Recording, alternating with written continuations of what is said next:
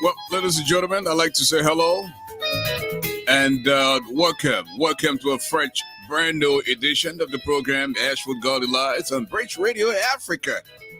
And today is, in fact, the last edition for this week as we go home for the weekend. And as always, man, Father God, want to give you praise, want to say thank you, want to magnify your name. Blessed be your holy name forever. We are grateful to you. In the name of Jesus, we've given thanks. With that said, folks, as always, some heard the name, some heard people talk about them. You've gotten the opportunity tonight to match the name to the face and voice. The mastermind,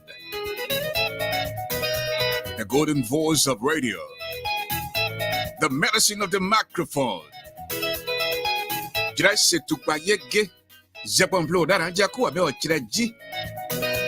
Ye ole no muzu ani wonje matobo. To dry ajo ade wapo. Se kongwe aye peria. Basi yomplu. We di aku ye gwe play.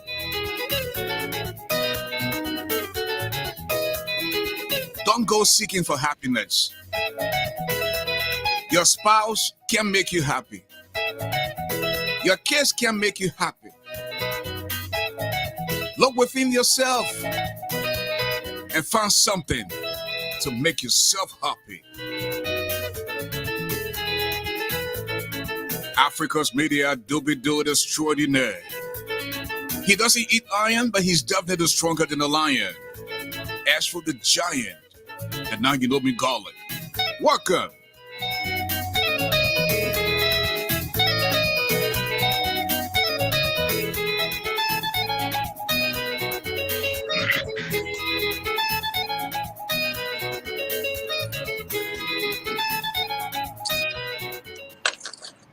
Well, ladies and gentlemen, welcome to the show. Good evening, Mr. Garley. How are you? I'm better than good as always. To God be the glory. Amen. Amen. Good evening, my fellow panelists. Good evening, Liberians. Good evening, everyone. Such a joy to be back. Oh, Letty, I love your background, Mrs. Brooks. Oh, thank you. I'm outside enjoying the beauty of the universe. What? By the way, we want to say congratulations to Mrs. Letty Brooks Roberts. Her twin daughters graduated from college at the weekend, or Ella during the week. Congratulations! And we want to say congratulations to you, Mrs. Roberts. And thank you. I have a snippet of how you guys were celebrating at the weekend. Oh God! Let's watch.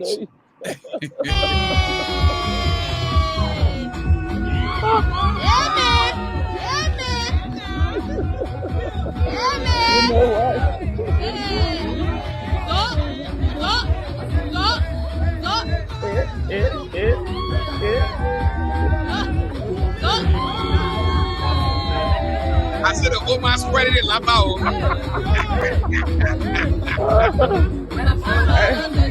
That's called culture.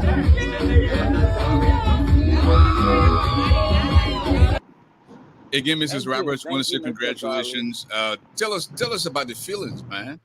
Oh my God! At the graduation. Actually, I think I got the feeling after everything. Yesterday, I was in my chair or in my car actually crying, Wow. talking to my older sister, knowing I lost my mother and she took care of those babies. And today, to be graduating from high school and she wasn't here. So I think I started to feel something after, after all the joy comes reality, and like, where are the people that started this journey to celebrate with me? But I said thank you, thank God, thanks to all of you.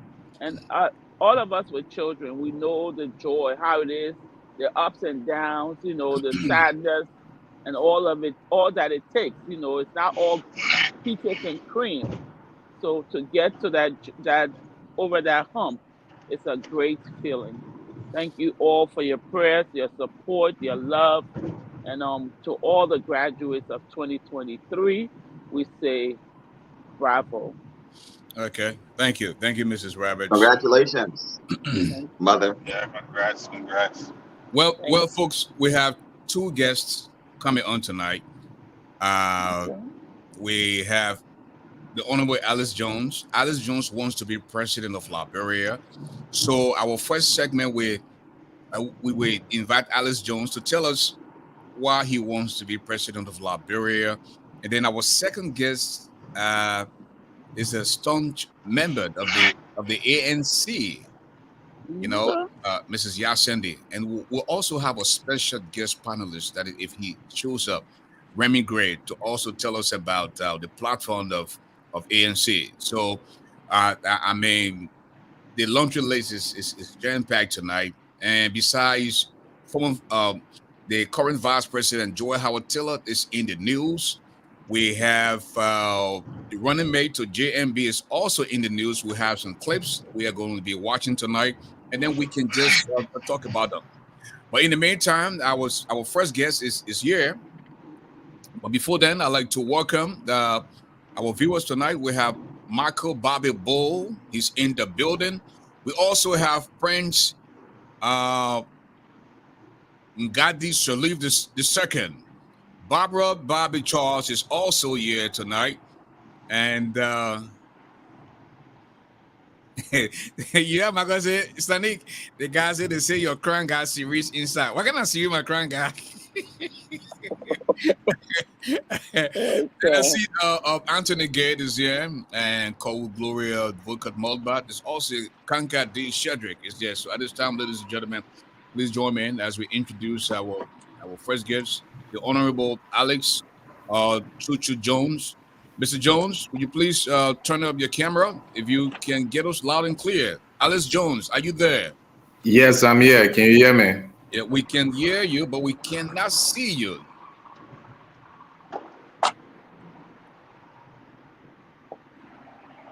Well, my camera should be on. You mind if I log back in? Ouch. Yeah, please do. Please do. Right.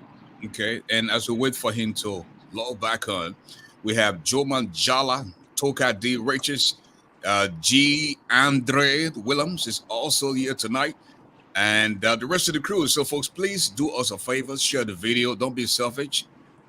Invite others to enjoy the show as well. In the meantime, as we wait for our special guests to shoot up, let us take a word from our sponsor. Hems vocal, Liberia number one vocal, Liberia number one, right? Okay. The phrase, a new sheriff is in town, does not only belong to law enforcement. How about the introduction of Liberia's premier vodka, a quality and customized liquor for all occasions? Try the flavor of your choice. Hems Vodka, Hems Honey, Hems Bitter, and Hems Original Vodka. Hems Vodka has no hangover. That's what they say, Papa drink, Mama happy. Hems Vodka is sold in all stores, shops, supermarkets, and entertainment centers in Liberia. For wholesale, contact Hems Vodka at 0777 001114, 0777 000 979. We can also be reached via social media on Facebook and IG at Hems Vodka. or www.hansvodka.com. In the United States, please contact Hans North America Incorporated at 610-543-9289, 484-888-1622, 484-755-8411. Hans Vodka is approved by the U.S. federal government. Hans Vodka brings out the real man in you. I tell you, in my boy, in my blood. Every time when I say on.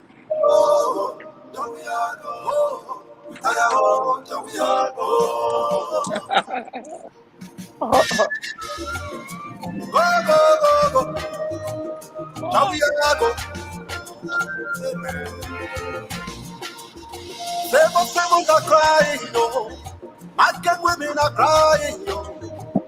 Jawiago, we tire of Jawiago. People are dying, no. The students are sailing home. Jawiago, we tire of Jawiago. Jawiago, Jawiago, Jawiago. George, we are tired is what some segment of the people are saying in Liberia. Let me begin with Dr. James T. Fisk. What he thinks about the song, the newly produced song. George, we are tired. People are saying tired suffering. We want you to go. Leave us alone. Dr. Fisk.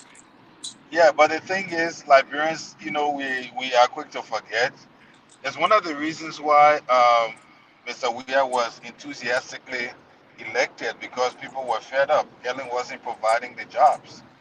Okay, so a lot of people come to power, talk a lot, and don't do what is most fundamental to the problems that continue to exist in Liberia, and that's the lack of jobs. Okay, no one seems to have a solution.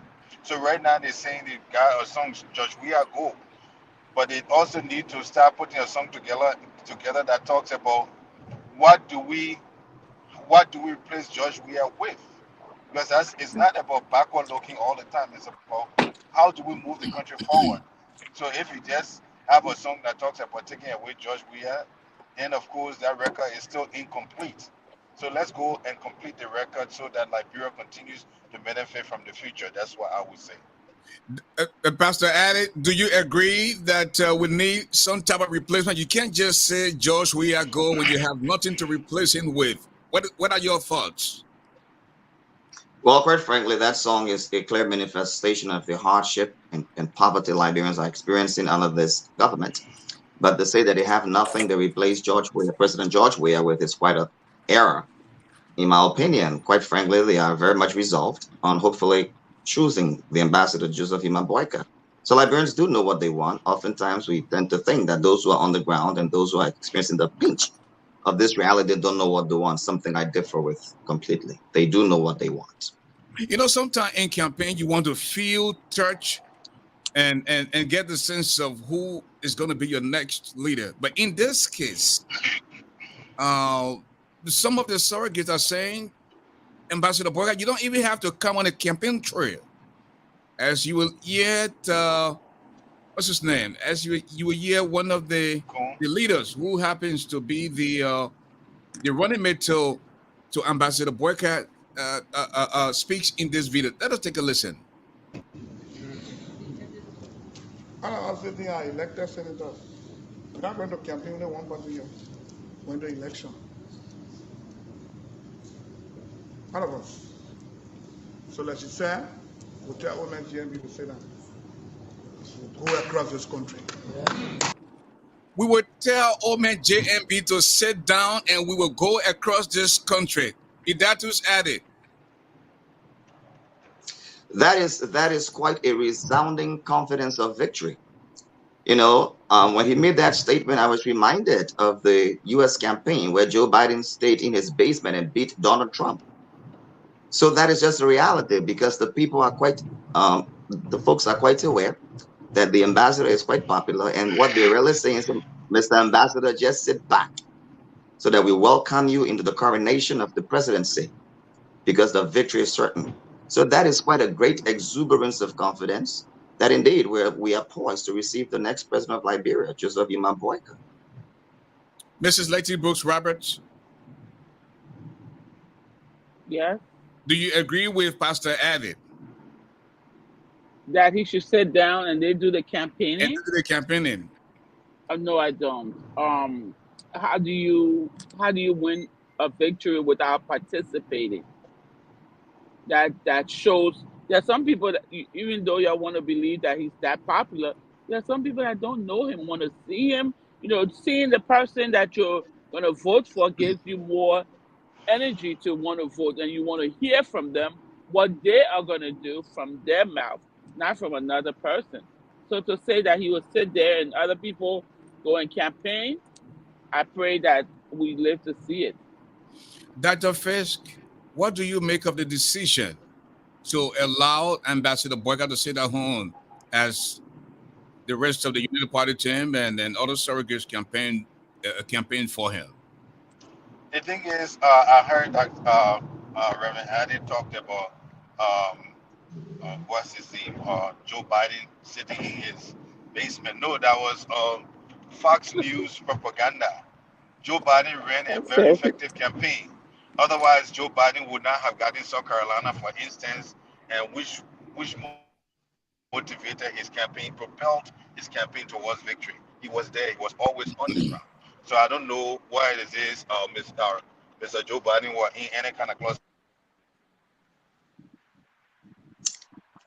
So let me speak to that again, Ashford. You know, just before you come in, Idatus, is now they are saying. So if Mr. Go ahead, Fish.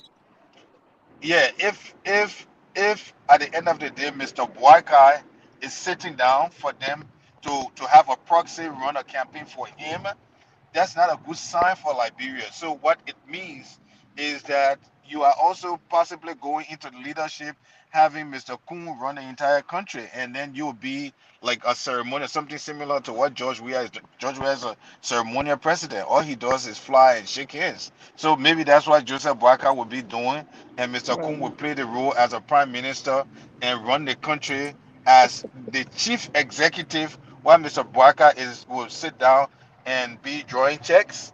Because mind you now, there was a claim I looked that the CDC has against Mr. Boyka. They are calling on Mr. Boyka to explain the millions of dollars that he accumulated over 12 years, what he has been able to do with it. Okay, so all of those things are still in the works and will be coming. And if Mr. Boyka thinks that if he's not healthy, he's not healthy, then it's what it is. Okay, let them not give the Liberian people false hope, thinking that one person is going to be running the country when in fact it's going to be another person, simply because, as a matter of fact, he may have some significant health issues. Well, Idatus, Mr. Kuhn is already speaking as if he's the head of the ticket. He's been very presidential, and now, according to the seditions, it is clear now that Ambassador Boyka is not well, and one of the higher ups, one of the leaders of the CDC party, Vice President Joy Howard Taylor, is saying, she's on record saying, we all know that the former VP is not well. She went further to say, God forbid if he dies. We are giving the presidency, the Liberian presidency, to Prince Johnson. Don't take my word for it. Please take a listen to our Vice President, Madam Joy Howard Taylor. I want to say one thing. This team that they are putting together on the side, Boyka, Kuhn team. One with the vice president as well. Yeah. So I just want to ask you one question, your press people. God forbid people elect Vice President Boyka as president. He died in see who will be president. So we're going to make Prince Johnson president? That is a very critical issue. I want to credit LB Online Television for that clip, I will go right to my friend and brother Idatu's added. How do you respond? Right. So, Ashford, first of all, when Jeremiah Cole made that statement, he made it in jest to say, listen, JMB, you are so popular, you don't even have to campaign. We will campaign for you and beat this man. But he didn't, he was not saying, hold on. He was not really saying JMB will not go on the stage. So he made that statement in jest. And I also want you to know that that statement I made was in jest. And listen, hey, he's so popular, he can beat George Weah even from a place of not even campaigning because of his record in Liberia. Having said that, let me come to our dearest Vice President Joe Howard Taylor. Every political leader has an opportunity to make error in politics. Every leader. And that was one of the greatest political error that Madam Howard just made. Knowing full well that she is the product of former President Charles Taylor. In fact, should one also assume that when George Weah, God forbid, dies, Charles Taylor will be president of Liberia? Knowing full well that she has ties with Charles Taylor, she advocated for his release. So let us not make no mistake. The guilt by association politics, if that is ever a reality, then Madam Joa Howard Taylor shouldn't be vice president. Not to mention President George Weah. He shouldn't be vice president for supporting Model, according to Alexander Cummings. So let us not play games here. We know that Section G, Article 19 of the Cotonou Accord said that every warring party must have clemency. We know that when we went to Ghana for the CPA discussion, it was stated that warring parties became political parties. This is the complication of our politics. This is the complication of our politics. NPFL became NPP. Ulimo K became a Kromas party. LPC became a political party under George Bulley. Where is George Bulley at today? George Bulley is representing Grand Jide. Alaji Kroman party came about. So this is the reality that we have found ourselves in, and we are faced with these choices to make an election. So for Madam Howard to ask us, that not to vote because Prince Johnson will be the president is rather unfortunate. I certainly hope that Liberians will not be faced once more with the reality of assuming that Mr. Charles Taylor will become the next president of Liberia should, God forbid, something happen to President George Weah. That's a lazy politics. Thank you, Dr. Jane. And I'm pretty sure Charles Taylor will not be running the presidency from prison. He's in jail. Come in, Dr. Fisk. I think I'm inclined to agree with Reverend Ade on a number of points. That's a height of hypocrisy from Vice President Joe Howard Taylor on a number of fronts. Reverend has alluded to a number of them, some of them already, that this lady was wife to a warlord who became president, and I don't remember her making any noise that Liberia would embrace a warlord, someone who wasted so much blood. Okay, and then he became president. I don't remember Joe Howard Taylor having any problems with that. Okay, so another thing we also have to look at is that do we continue to hold a nation at ransom? In other words, George Weah is ineffective. She's just there collecting millions and millions of dollars. What is she doing for millions and millions of dollars to improve the living standard of Liberians? You see how significant joblessness in the country. The country is dirty and all that kind of stuff. So if anybody that has a reasonable sense of patriotism that wants to come and fix the country, I got no problem with them. Okay, Prince Johnson could be an exception just because at the end of the day, there's this whole issue of war crimes. And I don't want it to be just war crimes because of Prince Johnson, even though Prince Johnson needs to face the war crimes court, okay? But there are a number of individuals, okay? And even like Ashford talked about, there's allegation that even Mr. Weah, okay, may have participated in the war. Okay, so everybody needs to face that war crimes code or whatsoever and be able to address it. So if that hasn't happened, I don't understand how Ms. Joa Howard Taylor comes to paint Mr. Prince Johnson bad, even though it is in a sense it is delusional. Delusion is when there's a possibility that something may happen, but it hasn't happened and may not happen. So I think she's making a delusional statement, and Thank to you. have everybody going along with it, with all critically analyzing what she's saying, is unfortunate. Well, and for the record, I don't have fights that President Weah took part in the war. It was Idatus Ade who made that statement. So you said Ashford, just for the record. Alexander Cummings. Alexander Cummings. I mean, you said Alexander Cummings, but he said Ashford. But let's go to Mrs. Letty Brooks Roberts.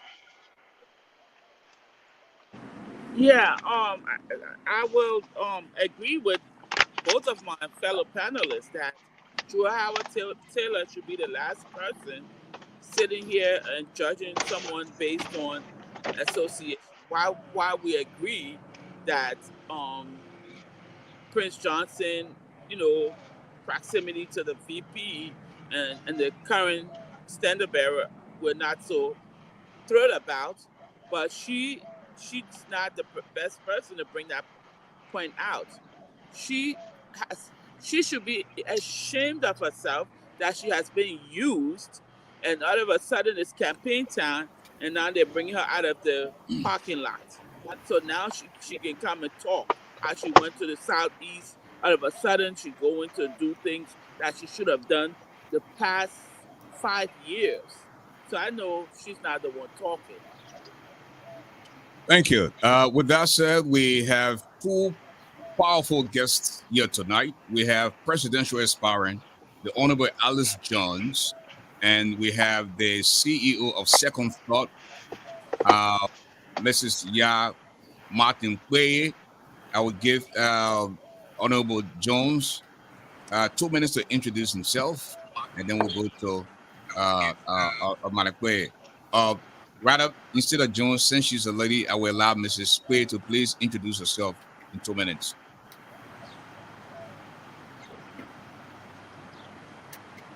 Please unmute your mic, Mrs. Quay. Hey. Welcome, Yacindy. We can hear you, Yacindy.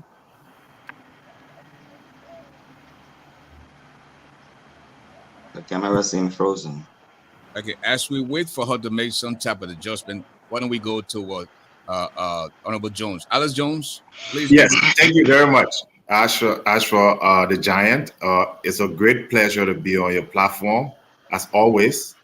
I think this is like my second appearance, and I always have a very challenging and stimulating time on your platform. Also, I thank my fellow panelists. I monitor the show, and I think all you guys make great points. I'm Alex Chuchu Jones, and I'm a Liberian. I'm a global consultant in banking, finance, and technology with 20 years of experience. I'm also the founder of the movement to make Liberia better, which is a think tank and pressure group that has been operating for over 2 years now, that has been putting forward solutions, discussing the different issues in Liberia and finding solutions to them. A few months ago, about 8 months ago, I decided to enter this race as an independent candidate for the following reasons. One, I did not find any candidate, despite our best efforts to reach out and try to, identify someone who could lead our country during this difficult time, to unite us, to get the young people on board, which is the largest constituency in Liberia. None of the politicians and the political leaders have been able to do that. As I mentioned earlier, over 60% of the voting population were Liberians. Over half of the population are under 30. Thank you, Alex. Hold that thought right there. Let me bring in Mrs. Yacindy Quay. Mrs. Quay, are you there? Okay, we're still having problem with her device. Well, thank you, Alex. Let me go around the room now and invite my colleagues to quiz you a little bit.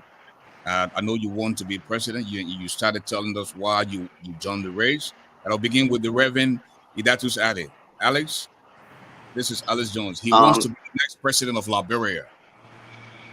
Well, Mr. Jones, let me first of all congratulate you on the audacity to run for the presidency of Liberia as enshrined in our constitution. Thank you for that decision. I think it's very important that we have new faces in the race as much as possible to change the trajectory of our country. If you were to ask what distinguishes you from other members in the race in the context of your experience in politics or experience in government, what would you tell the Liberian people? Well, that's a very good question, and thank you for that question. One, like as I was mentioning, I've been involved in Liberian politics and business for over these 15 years. I mean, I work with most of these candidates. Some of them, I work with most of these different groups, the media. I've written countless articles on economic solutions, social solutions. So that in itself put me in a position where, unlike your traditional Liberian politician that you don't hear until elections, few months or few years before elections, that don't engage the Liberian people, the students, the ordinary people, I've been fully accessible. I participate in numerous debates, work with different groups, media, and especially the young people. I identify as a young man in Liberia. So that alone in itself, we're a young population. You look around the world today, the people who are leading some of the most powerful countries, whether it's the UK or New Zealand or even Chile, these are all young people in the 40s. Liberia is the only country, I think, or Mo Abraham mentioned that in Africa, we're crazy to be electing people who are almost 2 generations away from us. Don't even understand TikTok and the internet. So that's what we need in Liberia. If we want to grow our economy, we want to leapfrog into the 21st century. We can't be talking about Alice Cummings and Joseph Walker. They have come and gone. These are retirees. You want somebody who is actively involved today in the workforce, who is actively engaged today in the technological revolution that's happening all around the world. So that would be a distinguishing factor, a qualified, capable, an experienced young person that has no fractional, alliances. As an independent, I will work with CDC, I will work with ANC, I will work with everybody. I don't have a party, I don't have a preference. My job would be to unite the country based on economic development. All right. So that I think I'll stop there. My second question, Mr. Jones, I asked you for your governmental experience. So and you talked about your experience in the media sector. Then what do you say then to individuals who are calling for opposition unity? And you've just attacked the Honorable Joseph Boyka and Alex Cummings at being old faces in politics. Well, again, I don't necessarily think that you need an extensive, bureaucratic experience, because when you say government experience, what you're talking about people who have worked in Liberian government for a period of time, like Honorable Boyka. In fact, most of the people who you find who have messed the country up, from Ellen Johnson Sirleaf to even the current president, George Weah, he was senator. Okay, Vani Sherman, all these people who have this extensive governmental experience have been a disaster to our country and economy. Now, my ability to work in the media has somehow given me the opportunity to know any political issue in Liberia, to write about them, to analyze it, to debate it. So that puts me in a position why I have not held any government position in Liberia, which is a good thing, because you need fresh legs. You can't keep, the Alexander Cummings said, you can't keep doing the same thing expecting different result. And I will even make the argument that most times people say, oh, I'm an international global person. I work in the UK, US, multiple states, work with global corporations from all around the world. And most times I work with corporations that I never even see the people. They're not interested in that. What they're interested in with the technological revolution is, can you do the job? I'll hold you right there. When was the last time you were in Liberia? I visited Liberia sparingly in 2017. Before that, I was in and out of the country at least, for a few days or so in my trip to Africa. What I'm saying is, as of now, when was the last time besides 2017 you were in Liberia? Oh, 2017 was the last physical time. 2017 was the last time you were in Liberia and you are contesting the presidency of Liberia? Are you kidding me?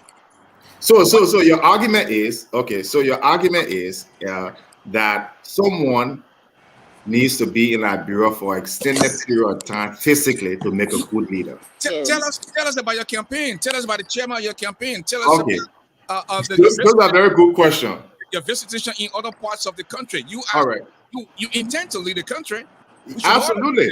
So within 9 months' time, unlike all your political parties, I have mobilized one of the fastest growing groups of Liberians that support one of the independent alliances that has several members today going to be contesting as independent across the country. I have supporters and members in almost every county. The difference between me and these people is I don't pay for anybody to support me. I don't buy Becker rice. People come in and listen to my vision, which I will go into in a little while. They see themselves and they see somebody who can solve problems. They have followed me for extensive period. And that's what Liberia needs. Liberia does not need someone because Yeke qualified being living in the district, so that means he qualified. And that's what has held us back. That's precisely what has held us back. You're not looking for the most qualified person. You're looking for the most visible person. Thank you, Mr. Jones. I will bring in Dr. Fisk. Welcome, Mr. Jones, to our Bridge Radio. I would just start. You mentioned something very important, and I would start along those lines, which is about finding solutions to the problem of Liberia. I would start with what I recently listened to from Mr. Kuhn, who is the vice presidential candidate of Joseph Boakai. Mr. Kuhn lamented the fact that we don't have a good health sector in the country because we've not been able to outsource the healthcare to the private sector. And he used the argument of Lone Star, and he, in fact, commended of Mr. Charles Taylor for taking telecommunication and privatizing it, and for which it has become a popular thing in Liberia. And because Liberia is up to technology when it comes to telephone communication, the internet, and the rest of it. So do you share his vision that when it comes to creating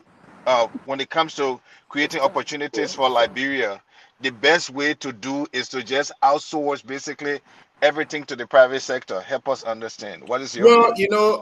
That's a lazy way of looking at the problem, to just say we just outsource. If you look at your mining sector today, they are all in private hands. How many jobs do they provide? What economic benefits? So I think he missed the boat in terms of saying just come and privatize. That's a lazy way of approach to solving the problems in Liberia with creating jobs and growing the economy, which are two areas that I have extensive expertise in. My plan calls for one, you need to have a significant reduction of 60% of our current budget that we're going to be removed from salary pay towards investments. Because if you outsource and you get foreigners to come, like you got... What kind of investments are you talking about? Okay, so my strategy is simple. I'm going to cut the government salary, especially the high level ones. Nobody under $1,000 is going to be touched. Everybody over $1,000 are going to reduce their pay, beginning with the president, which is going to come down to $3,000 a month. Senators and representatives are going to put a budget forward for $3,000 a month. Minister, all of that. I'm not going to assign any personal car to any minister or any directors in the country anymore. Every ministry will have a set fleet of vehicles, including the president. So with the kind of things that you keep talking, let me ask this question. Help us to understand, in your view, what do you see as the biggest problem facing Liberia? If you were to say problem number one that's facing economic mismanagement. In other words, corruption is the biggest problem. I don't even think corruption is so much as a problem. But when you say economic mismanagement, I mean, let's not use constructs. Let's reduce the constructs to things that people can listen to and understand. So allow me, please. So what exactly? What's allow me, please. You have a country that is managed both in the Senate, the representative, and the executive mansion by people who have no business experience, no managerial experience, or managing a corporation or a company, including Jeremiah Combs. Setting a gas station, sole proprietorship does not give you the kinds of managerial industrial experience that you need to manage a country. Honorable Boakai, for instance, my research tells me this man went to LMPC, he went to FPRC, and he was a vice president with a portfolio of managing the group of 77. All was a disaster. We don't even have a bill in Liberia for the protection or the accessibility of. So, Mr. Jones, I would just have to cut you in right there, just because I asked you a question that you've not addressed. The question was very simple. What do you You're gonna allow yeah, me. but, Unfortunately, you gotta allow me. You're asking very, very extensive economic question. I have to lay the premise. Okay, your question is one: what is the major problem in Liberia today? And I told you, economic mismanagement, inexperience. You have people who know nothing, people who cannot even read a balance sheet. Is managing a $3 billion economy. They don't know the assets and the liability. How are you going to have economic growth? The only person in this race who I would say have the kind of experience is Ellis Cummings and myself.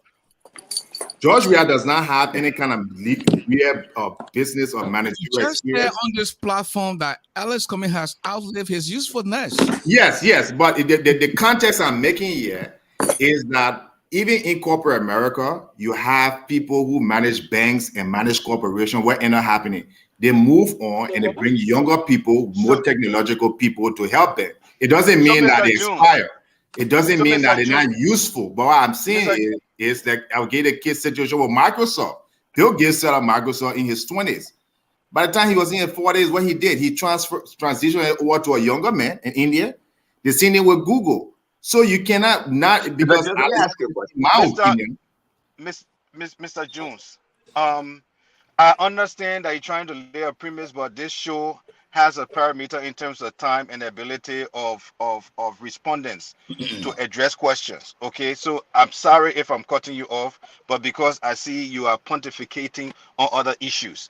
I think I would disagree with you, because if you just look at Liberia, you will see that over 50% of the nation is unemployed. So I think that the biggest issue that has always faced Liberia is not reconciliation and all that. I think it's joblessness. And I think, like I said from the onset, is one of the reasons why. Yeah, but that is economic mismanagement. Well, economic mismanagement is a construct. It's a construct.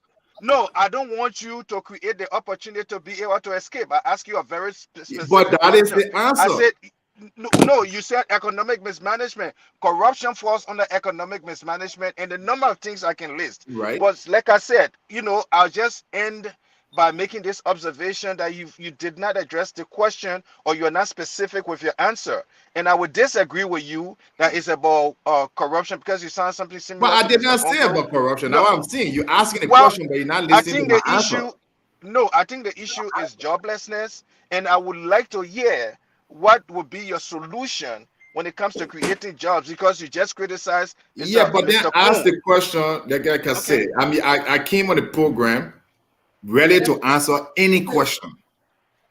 I don't take more than a minute to answer a question, but please let me answer the question in a minute time, and then you can tell me. I never said corruption was a major problem. You asked me what is the problem. You didn't ask me the solution. The problem is economic mismanagement by people who don't have any experience. What's the solution? The solution is you have to get a president in Liberia who understand business, who understand finance, who understand economics. So look at all your candidates right now, including myself, all your aspirants. You want to find the people, maybe I'm not saying I'm the only person. You want to find those who have an extensive economic record of managing large-scale operations, budgets, and things like that. And I said the only two people you can say Gonzo does not have that portfolio. Okay, Honorable Barker, all praises to him, he does not have it. Thank you. So if you continue to elect these kind of people, all you're gonna have is more poverty. That's a fact. Thank you. So let me ask you a question. Let us bring in Idatus. Then we talked with we're bringing Yasende. Go on, Idatus. Thank you. Thank you, Ashford. Mr. Jones, you told us that you have not been in Liberia much. The last time you were there was 2017, and sparingly back and forth. Is that true? Yes, that is correct. Thank you. Do you have property in Liberia? Yes, I do have investments in Liberia. I'm not talking about investment. I mean, Yeah, I like do have property. physical property. I do have physical property in Liberia, including a farm in Liberia. Okay. Thank you very much. So the last time I checked, you said you've been in Liberia 2017 and you've been there sparingly in and out.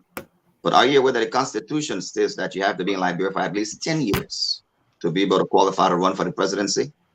Yes, and I'm also aware that the Election Commission has not held or is not holding anybody back from running based on that clause because of the war that occurred in Liberia. So yes, I'm aware of that, and I'm also aware that the Election Commission has suspended that since the first election after the war. So which party are you running under? So I'm running as an independent. I'm running for now as an independent party to work with any party or any organization or group. I feel one of the problems in Liberia is political parties. They're more like political clubs. That's what has destroyed Liberia. Because what happens is someone gets elected on a party and then they feel obligated to give all the position to their partisans. Like you see what happening with CDC, you saw what happened with Unity Party. So I'm totally opposed to party for the next leadership of Liberia. You need a unifier that can work with any party in every party. Unifier. So that's why I chose not to. Any party in every party. So that's why I chose not to. Okay. Thank you. Well, thanks. And at this time, we're still looking forward to seeing Yasendi. But then we want to introduce Mr. Joel Williamson. Williamson, in 2 minutes, just say something as we present the weekend edition. That is the last edition for the week of ASHFORD GARLEY Live. Well, thank you for having me, and I greet my fellow panelists. At the moment, I'm in Ghana, and by the way, Mr. Williamson is a member of the CDC, and he's joining us tonight from Ghana. I believe he's on his way to Liberia. Yeah. I'm returning, but I was there for a short while, 2 days or so. But I'm happy to be here. I was going to say that I'm a ardent supporter of CDC and for over a decade or so. And it will be good to have people listen to some of the questions and answers given. And I think that anybody can run. Just some of the answers I heard from the candidate, was kind of vacuous, to say the least. And the fact that you enter a race and condemn everybody, a collective indictment of Liberians, to set the qualifier that you have to have some managerial expertise in order to run for. Can you all hear me? Member of the representative legislature. Yes, we can hear you. Okay. I think we can hear you now, but I was saying something. The saddest thing is, I was just taking it back. I can't hear with you some for of the some reason, answers. so I'm not sure. I have Mrs. Queen, we can hear you. I would like to join, but I'm having difficulties. Okay, go ahead, Mr. Williamson. So I was just listening to some of the line of questions coming from Dr. Fisk, which I thought was right. And just the answer, like I said, was vacuous, to say the least. But I didn't like the collective indictment of the very people you want to lead. I didn't understand how you were setting some qualifiers for the legislature, as if to say it's any constitutional qualifier that you have to have managerial or industrial experience to run for office. And we talk about appointed people.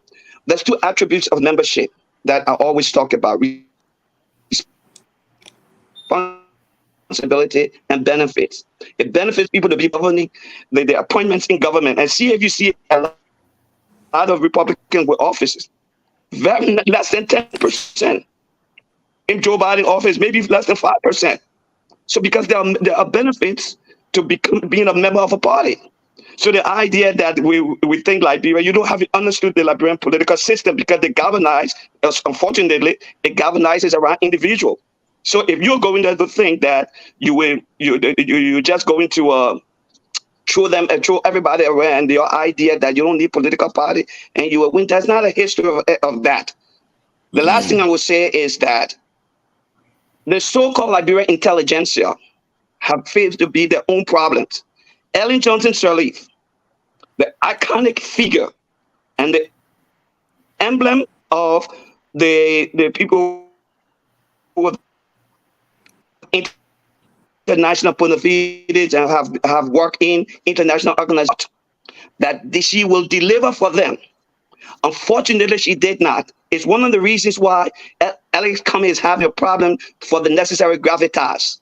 So I don't think that idea that I'm coming with my international experience or I've managed these things with what the Liberian people will buy. You have to find something else. I'm happy that you're running, but you will have to have something else to, if you will have the necessary gravitas in order to make any impact on the political arena of Liberia at this moment. Thank you. Well, Mr. Jones, again, want to say welcome to the show. We've listened to you on numerous occasions, engaging other economists on the same social media platform. Now, one may think you are actually in this to become the next finance minister, but you really don't want to be president. Is that the case? Please help Okay. us. Good question. Let me respond to my brother there. So look, I'm not a politician. And ASHFORD GARLEY is ready. I'm an intellectual. Okay. I'm a columnist, not just for Liberia, but whole Africa and even Western countries.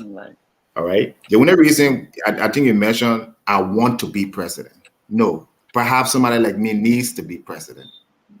Okay. Presidency is not an entitlement where everybody who wants to be president should be president. And that's one of the problems with that.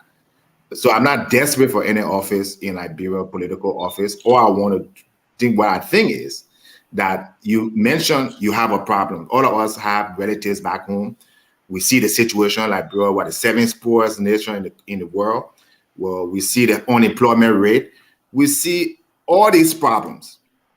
Okay, that the leadership that we've selected in the past have even added to. Okay, as a seditious, you as a seditious, I don't expect you to come here and support me or even take a shred of confidence in what I'm saying, because you've already made up your mind, no matter what I say, and that's part of the partisan in Liberia that destroying it. Now you can attack me personally. You can tell me you don't like me. You can tell me you don't like my tie. You can tell me, say you will not support me. But what I can challenge you, you can dispute. What I'm telling you, you cannot run a country with idiots. You cannot run a country or economy with people who don't have economic experience. Even when you have an economic experience, look at Ghana today. I wrote an article about the Ghanaian elections 3 or 4 years ago. And what I said, both John Mohammed and the current president Haddad should not have been selected as president. And I even predicted that the presidency of these two people who should be retired will cost Ghana significantly. I projected to the letter that Ghana will go back to the IMF, that the economy was shaking, and guess what happened? I sent them my very article is published to their campaigns. I got some responses, positive and negative, and today that's what happened in Ghana. Okay, the president he's an economist. But his economic theories and what the economy was 30 years ago and 20 years ago is not what it is today. Today, we're in an environment where a bank can collapse in 24 hours because people can withdraw using mobile money and things like that. So you can expect an Ellen Johnson Sirleaf that went to school in the 70s or worker that studied, even somebody who is an economist or a financial person. You need your most current, the best you can find for today. That's what the British government, the British people can look at Amanda Sunak, a 42-year-old person, the youngest person today, to be the prime minister of the UK. Why? Because the UK is facing economic problems. Thank you, Alex. Now, what do you make of the criticism that you shouldn't even be talking about running to be president when you can't even vote for yourself? Voter registration. That's debatable. That's very debatable. Registration is over. How do you vote? Registration is not over in the entire country, ASHFORD. Okay, I know the timetable of the election. I have a campaign team. I have a very, very robust movement are taking place. So, are you going to register in Grangie there? Are you going? Yes, perhaps. I will Liberia. I can register anywhere. I can take residency anywhere. In fact, as president, I'm not going to even live in Monrovia. So when are you going to Liberia? Decentralized. When are you going to Liberia? I would be like registration and the May as soon as possible. I mean, some people are saying you're out of touch. The voter registration is over. And yeah, but why can't those people debate my issue? If I'm so out of touch, why can't they come and argue with me? Why can't Alice come in? The question that the issue has nothing to do with what I'm asking you. Yeah, that's what I'm saying. If someone believes that I'm out of touch with Liberia, since their claim is that being Liberia gives you a better knowledge of the people or the economy or the system, then come and debate with me. I've challenged the Gonglo, the WIA, the Commies. Come, let's have a debate on anything in Liberia and let the people listen and see who more in touch with what's going on and who has solutions. And they're all in front of me. Thank you, Alex. Idatus? Ash, for every now and then, it's interesting that as an independent platform, we bring brothers and sisters who have interest in running for Liberia. But I'm just a little confused by Mr. Jones, who has certainly told us that he hasn't been in Liberia for a long time, but sparingly, other than 2017, but yet wants to convince Liberians to vote for him, and he's asking and he's decrying collectively the incompetence of everybody else who's running, when in fact he hasn't been in Liberia. I mean, he doesn't have a real structure on the ground for any political endeavor, but we certainly appreciate the publicity you've given. We just don't want to disappoint our members. I think you're a very fine gentleman. And, your aspiration to become president is given to you by the Constitution of Liberia. As I listen to you and your global experience in, banking and being a loan counselor for several entities, they come no near close to the experience of the Honorable Joseph Boyka, whom you were attempting to, compare yourself with on the basis of age and experience. So Liberia really needs a seasoned, youthful person to take this country to the next level. And I'm finding it a bit difficult, Mr. Jones, that you haven't been in Liberia for a long time, but you're criticizing all of these individuals, but yet you haven't pointed to some substantial things that you've done over the few years in Liberia for the people of Liberia, other than writing articles and telling people that, you see your formal opinion. Your formal opinion. Let me finish, Mr. Jones, and I'll give you 2 minutes to debunk everything I'm saying. Okay. You certainly have a very strong opinion of the other opponents in the race. I think you're fine, gentlemen, but quite frankly, I'm having a bit of a challenge understanding how you want to lead the people of Liberia when you have not lived in the country substantially to understand their pains or their plight. What say you? All right, so you're talking about the pains and plight. I've lived in Liberia under the worst circumstances. There's nobody in Liberia that I can challenge today, that I want to challenge today, that have undergone some of the most difficult situations living in Liberia. You can't educate me about Liberia. I was in Liberia during 1990, all through the Civil War. I survived. I started business in Liberia as a teenager that hired people that became very successful as a 14-year-old in a war-torn country. Liberia is much better now. So you can't educate me about Liberia. I'm not some foreigner that just come in and don't know the plight in Liberia. I have organizations in Liberia. I have investments in Liberia and always have.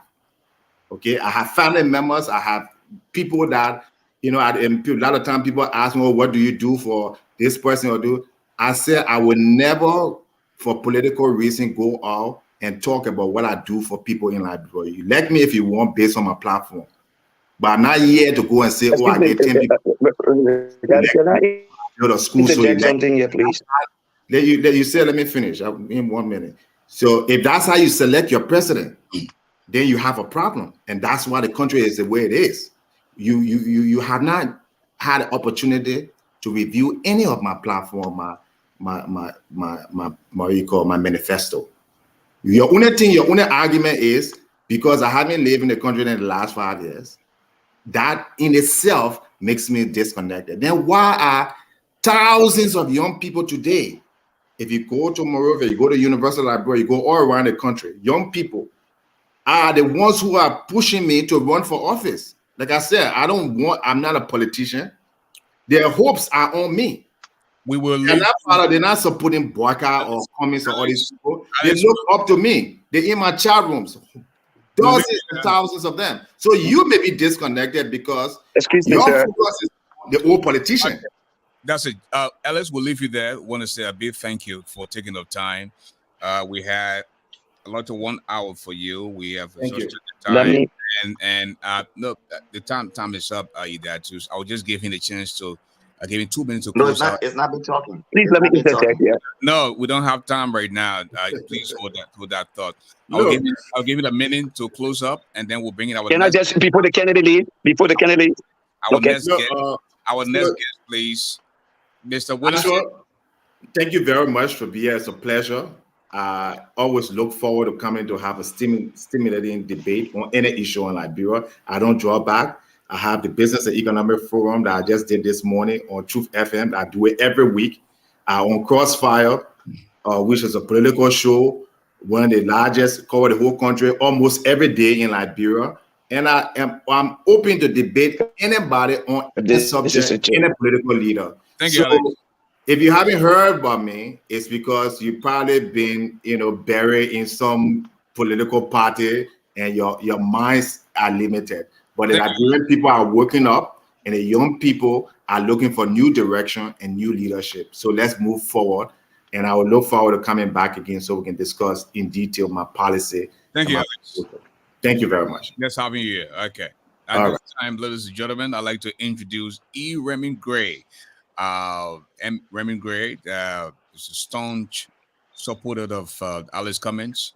He's a retired commandant of the Armed Forces of Liberia. At this time, ladies and gentlemen, please join me in as we introduce to you E. Raymond Gray. Colonel Gray, hello and welcome to the show. Thank you, my brother. Hopefully, I'm being heard. How are you, lady and gentlemen? Of course, some familiar faces. I'm seeing Welcome. my good old brother, Idatus, Reverend, and of course, that Mr. Williams, Joel Williams. I'm not sure I know the other. My man Fisk. The other man myself will go a long way.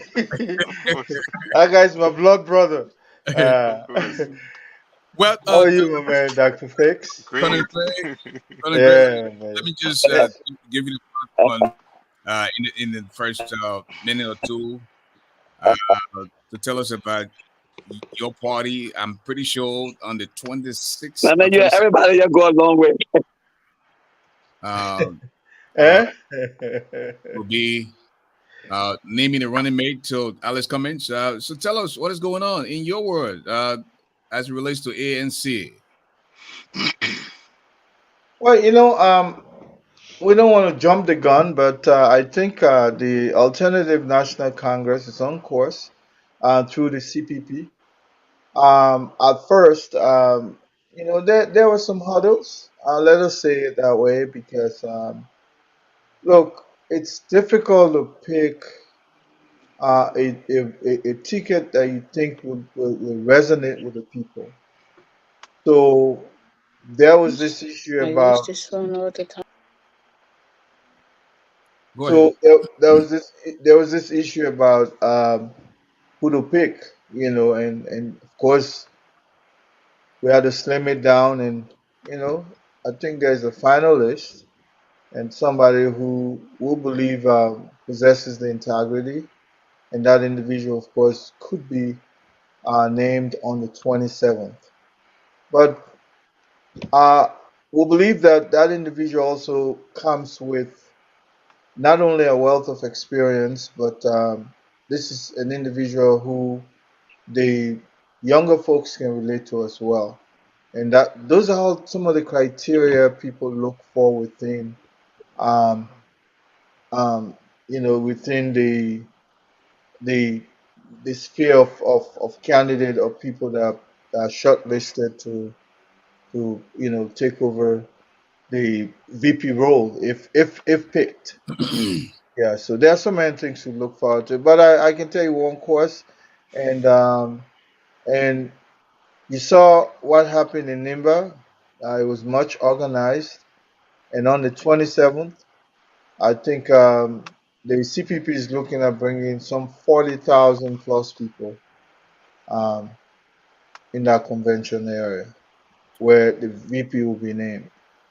Dr. James T. Fisk, we have with us tonight, retired Colonel Remy Gray, and he's fired up.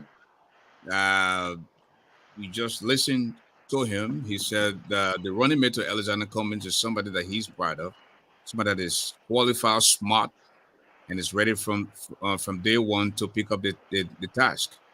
What say you? Yeah.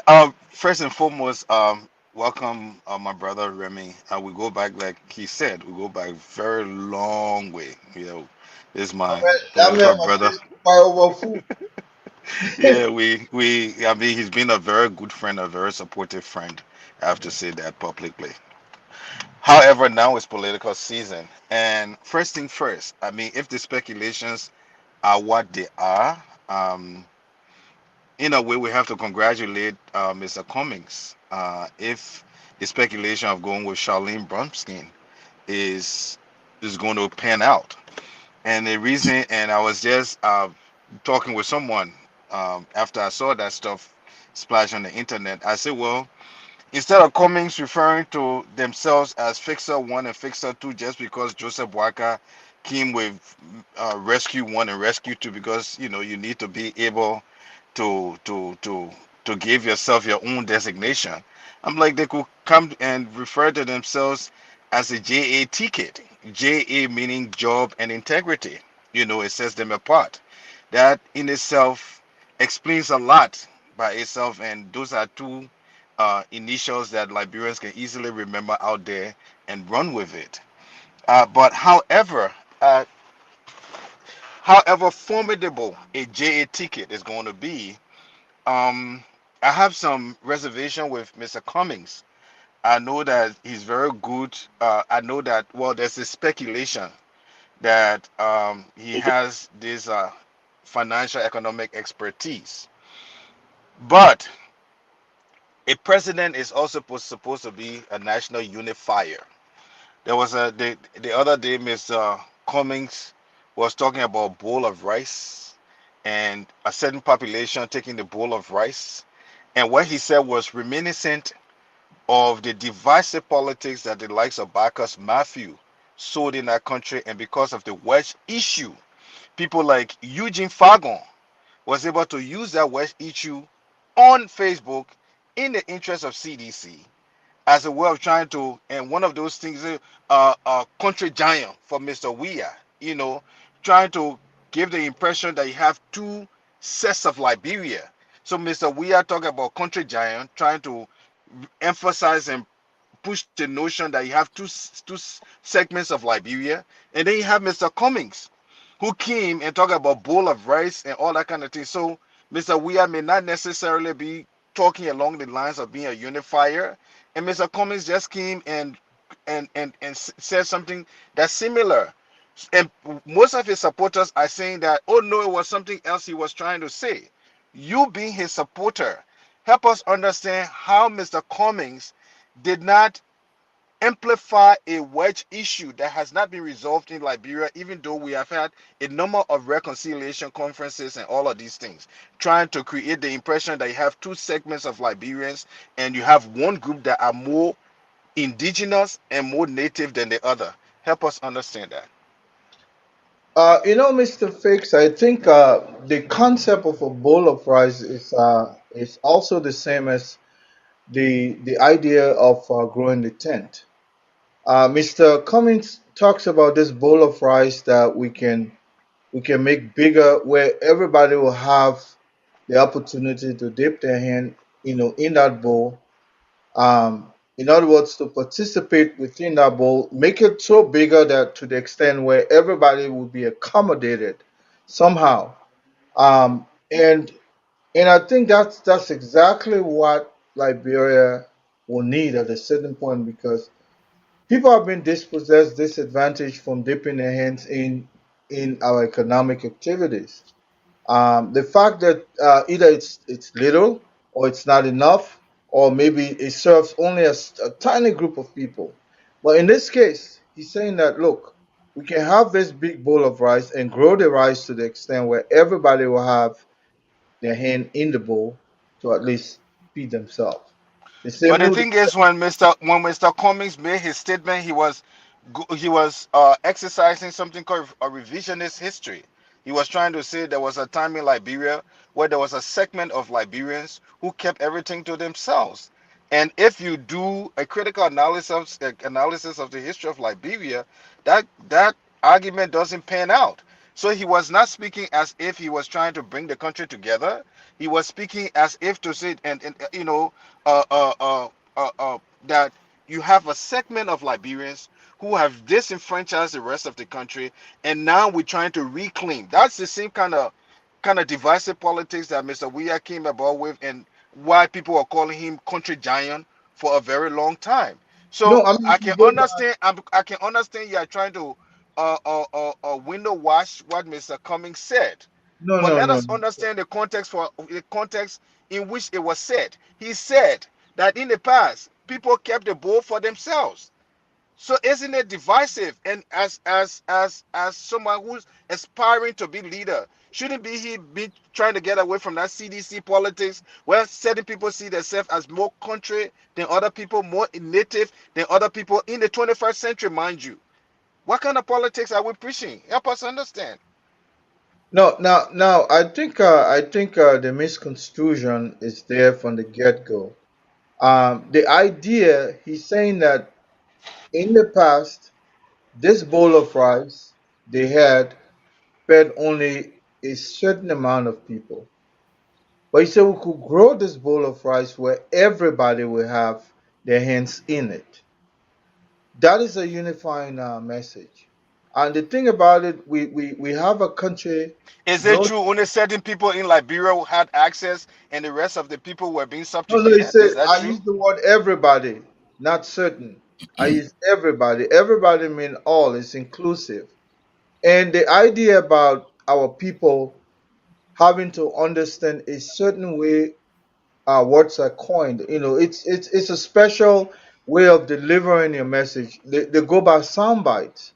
Now, if you tell our people that you have this big bowl of rice where everybody will have the chance to dip their hand in, it's clear then for you to make it cumbersome in their ears where they'll get confused. We all know, those of us who grew up in larger homes, we're pretty much aware that when we have this big bowl that will just set in the middle, we'll all be dipping our hands there. And some people eat faster. Sometimes our older brother will hold our hand because they want everybody to have some access to that boat. That in that concept, those are the things that our folks can actually conceptualize very very easily. So that's why Mr. Cummings has been this guy who came on the political scene with all kinds of way to explain concept. Even this idea about you will not be a spectator in your own home, in your own economy was coined by him. Go back and listen to some of the earlier statements he has made. Lots of them have been plagiarized, taken uncredited to him now, but clearly Mr. Cummings came on the scene with this way of actually relating to our people.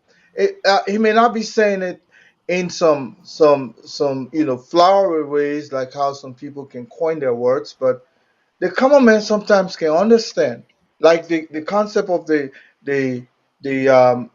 the concept of the not being spectator on the on in their own economy.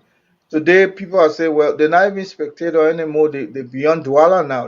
In fact, the sports stadium is in ELW there, but those people, in fact, maybe they up Cape Mana or Bommy. So the common man can understand that. I say, I'm not even on the field anymore to even watch, let Thank alone that in our context. Sometimes listen to him well, but he may have some struggle here and there, given the fact that he wants to make simplify it for our folks to understand exactly what he's trying to. Thank you. What Idatus added, yeah, is the retired colonel talking about explaining further, going into extensive explanation about the Bill of Rights. I mean, Well, I mean, I certainly believe in in the concept of the bowl of rice. I think that is precisely what all of the political parties except CDC is running on. That they want to they do want a bigger tent. They do want a Liberia where every Liberian can feel proud to be a Liberian and not be a spectator in his own country's economy. So I can certainly recognize that, but certainly Dr. Fizz is correct. The context of that statement didn't reflect well. And, for me personally, I believe every political leader has an opportunity for gaffe.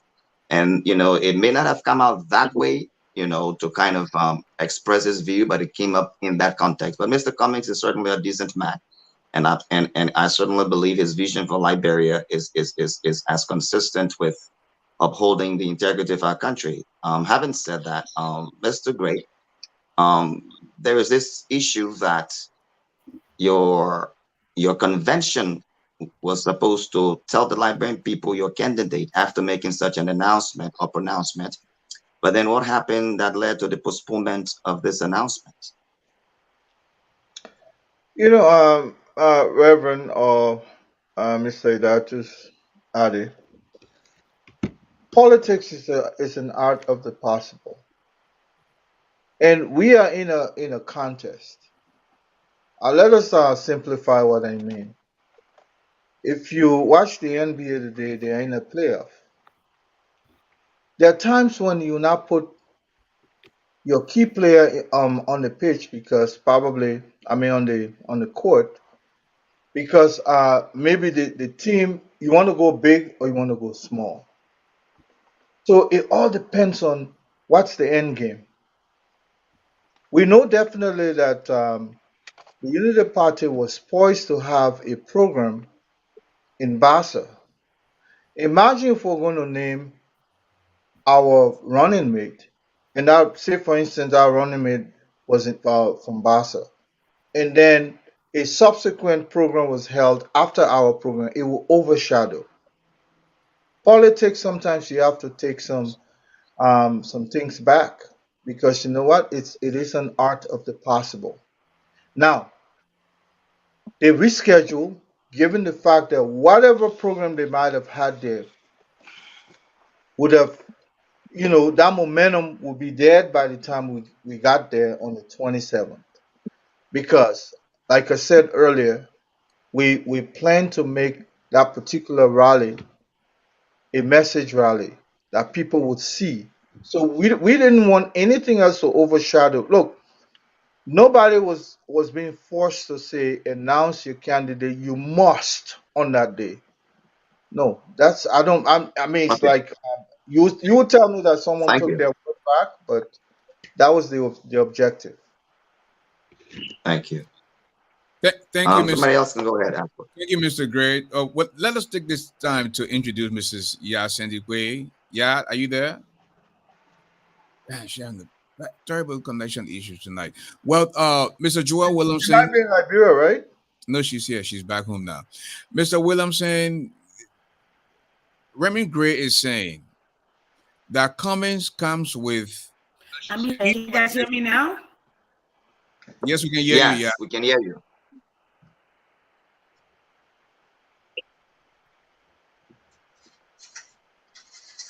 We can hear you again, Miss Cindy.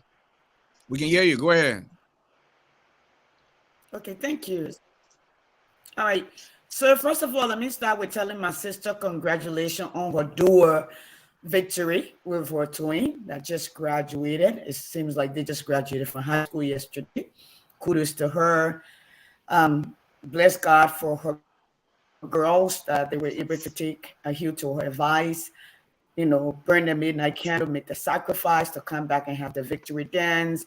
Kudos to you, sis. I'm very proud of you girls and your husband and the rest of the family. But it's good to be here. You people see that I've been trying to get on. And I really wanted for Chicho to be here. I'm not sure where he is. I came in the...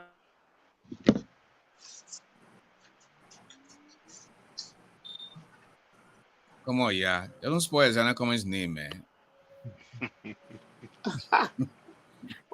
I don't. Wait a minute. I have network problem. I have network problem. It has nothing to do with Alexander Cummings. I don't ride on Alexander Cummings' money.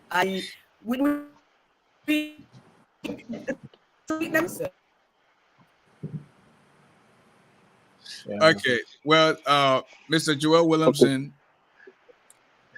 Remy Gray is saying that you people fail miserably in equally distributing the bowl of rice or inviting everyone to eat in this bowl of rice. So that's one of the reasons why Alexander Cummings is going to come and the bowl of rice will be available. If you're willing to work hard and play by the rules, you will have access to that bowl of rice. What do you make of his argument? Well, his argument plays for him. I don't see the relativity of the bowl of rice, and as explained by Cummings, yeah, you use the word dip. There's nothing positive about dipping your hands into something. When you dip your hands into it, maybe Cummings didn't mean to say, but I heard he used that word twice, dip. I don't think there's a positive connotation to that. But at this point of the game, I expect of the election about 5 months from now, anyone and everyone will say what they want to say. I'm confident that come the election, CDC, based on the record, what they've done, will win. You can talk a lot about Alex Cummings, but let's go back and look at for that decade. Alex Cummings has been the leader of ANC. Has ANC won any office? No. People have won their position and crossed over. The party itself has not. There's no political capital that he has amassed. So it's good that Alex Cummings is there. He's a fine man, Alex Cummings. It's the timing for him to be president of Liberia. It's just a bad time, for him. And this one will be another example as to why he won't be able to. He will not win the election. He hasn't mustered political gravitas for that. We need him. The only job for him in Liberia is the presidency. It's something that Liberian people have seen as arrogance, and it's not going to work well with the Liberian people. Second thing, somebody talk about divide, and what? Excuse me. You got 30 seconds. Somebody talk about divide, and we're acting to say we acting to say that we don't see. We already know. The rumors is there. No rumor lacks the element of truth. We know that it's going to be Charlene. That ticket in today's Liberia will present a blast from the past. It will be used against ANC. The indecisiveness of making that decision will be used against him. And at the right time, it's our job to make sure that we poke holes in the ticket, and we will be doing that. Thank you. Yeah, Cindy, I'm back. Let me ask your indulgence. Hold on, yeah. I beg you. You just got back from Liberia. I am jealous because I know you're not GB. I don't know where the GB can go because you probably can't gain weight. And I can play the will. Yeah, somebody just said ANC is the fastest growing political party in Liberia. Tell us about it on the ground. Fill us in. And I wanted to really beg your indulgence. We can anchor this next Friday. I am traveling tonight. When you called, I accepted, and I'm having some system problem here. It's been raining on our end. No I've been in my office. You see, I move around literally moving from one flat to another because I want to really be a part of this conversation and bring almost a handful. So I mean, yeah, he is. But when I as somebody who teach history, government, all right, when people retrospect and the Liberian people say we are using it to divide, if a man without a roots, okay, it's a man without. It's like a tree without a foundation per se or a roots. All right, history is us. That's where we've traveled. I am a daughter where my father was born, still have dusty road, one street to pass. All right, Mr. Cummings is telling you we will build a nation based on meritocracy, right? You work, you earn. We will create a middle class. All right, we will use our resources to empower our people, not to enjoy it like we have been doing. We will bring experts, skills people. We will invest in our human capital. Okay, if you work, your only hindrance will be if you are not willing to work. I want to come back to quickly to Mr. Williamson. They will run on your records. Yes, you will run on your records. You will run on your records of rape, declaring rape as epidemic in Liberia. The second highest crime taking place against women and children, sodomy, rape, violent rape, and murder. You will be judged on the lives of what's his name, Matthew Innes, Early, the 4 auditors, the 5th one that's still missing, that is yet to be found, and people dying left and right in the street. The 9 international community that we looted from, dig hole, cover hole, you will be judged on that. You will be judged on coming to us to tell us you can relate to us. You will change Liberia just to come and loot. In the president's own voice, I am not a politician. That's like a week ago. They brought me and said they wanted something from Liberia. It's sad to say, but that's why they brought me. So you will be judged on that. In fact, let me say this. It's over. But if I can beg all of your indulgence, we can have this conversation. I'm so ready for this conversation. I understand. But before you go, I will allow the panelists to ask you one question each. But before then, let me allow Mr. Williamson to respond to what you just said. Mr. Williamson? Well, yes, I mean, I've listened to for the country that she's talking about. I mean, she speaks to this topically as if to say people are dying. Because I remember the auditors died. The government went and called the U.S. government to help with that report to be able to find out what happened. But I will be looking at the roads that were built to Lofa, the Sanaquila Road, the Fishtown Road that was being built, the fact that there was free education in Liberia, that many hospitals being built, that when you go outside Liberia, there are homes being built for the people. We can look at those little things, those things you're talking about, the death and all the negativity. We're not going to run. You say to run against. The people have not told us what to run for. See, Liberian people are not crazy. You have given them nothing to run for. You are telling them to run against.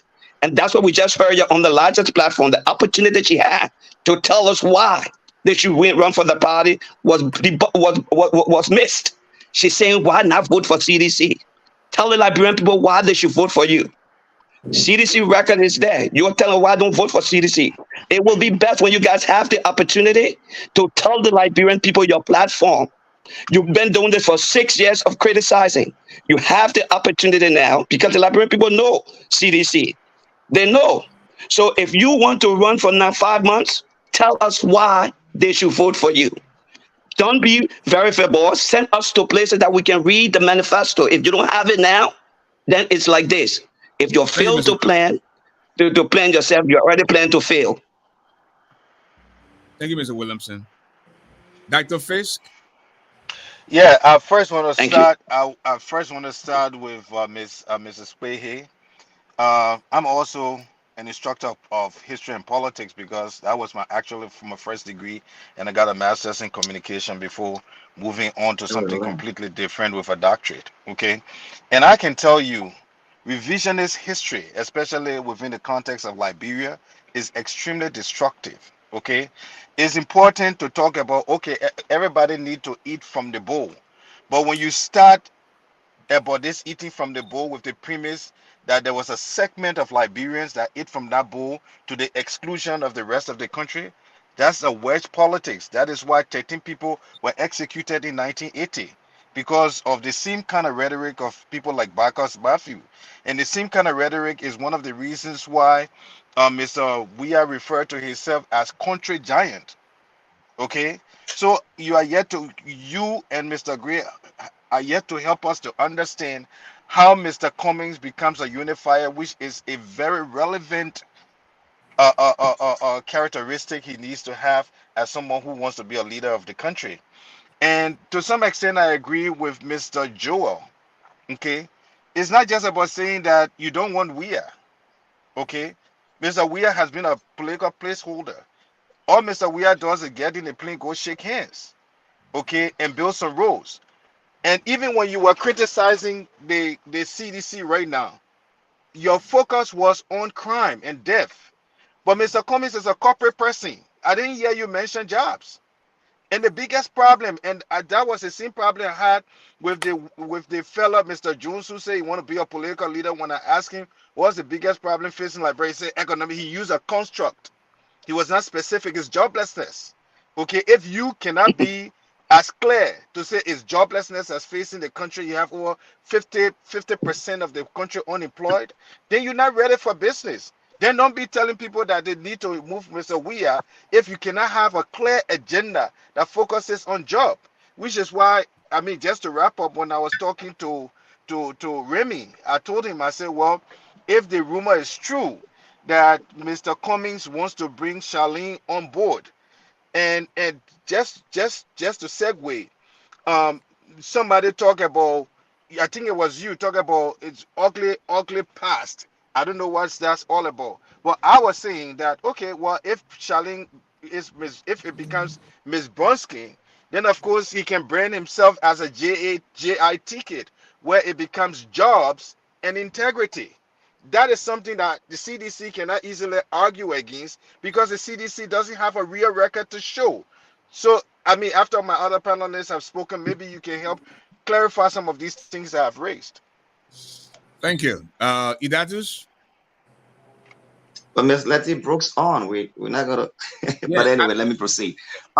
Mr. Williamson has just accused Miss Yasindi Bey of painting a dystopian or a dystopic society, as if to say what is happening in Liberia or the things that she enumerated aren't happening in Liberia, the deaths of auditors, the level of poverty. I'm constrained to wonder whether or not he is living in a utopian society where everything is perfect. So I'm yet constrained to wonder, why is it under this government, the $140 million worth of drugs, and those who brought the drugs in, they were just freed? How is it under this government that students have yet to go to school and enjoy quality education based on the UNICEF report and the UNESCO report?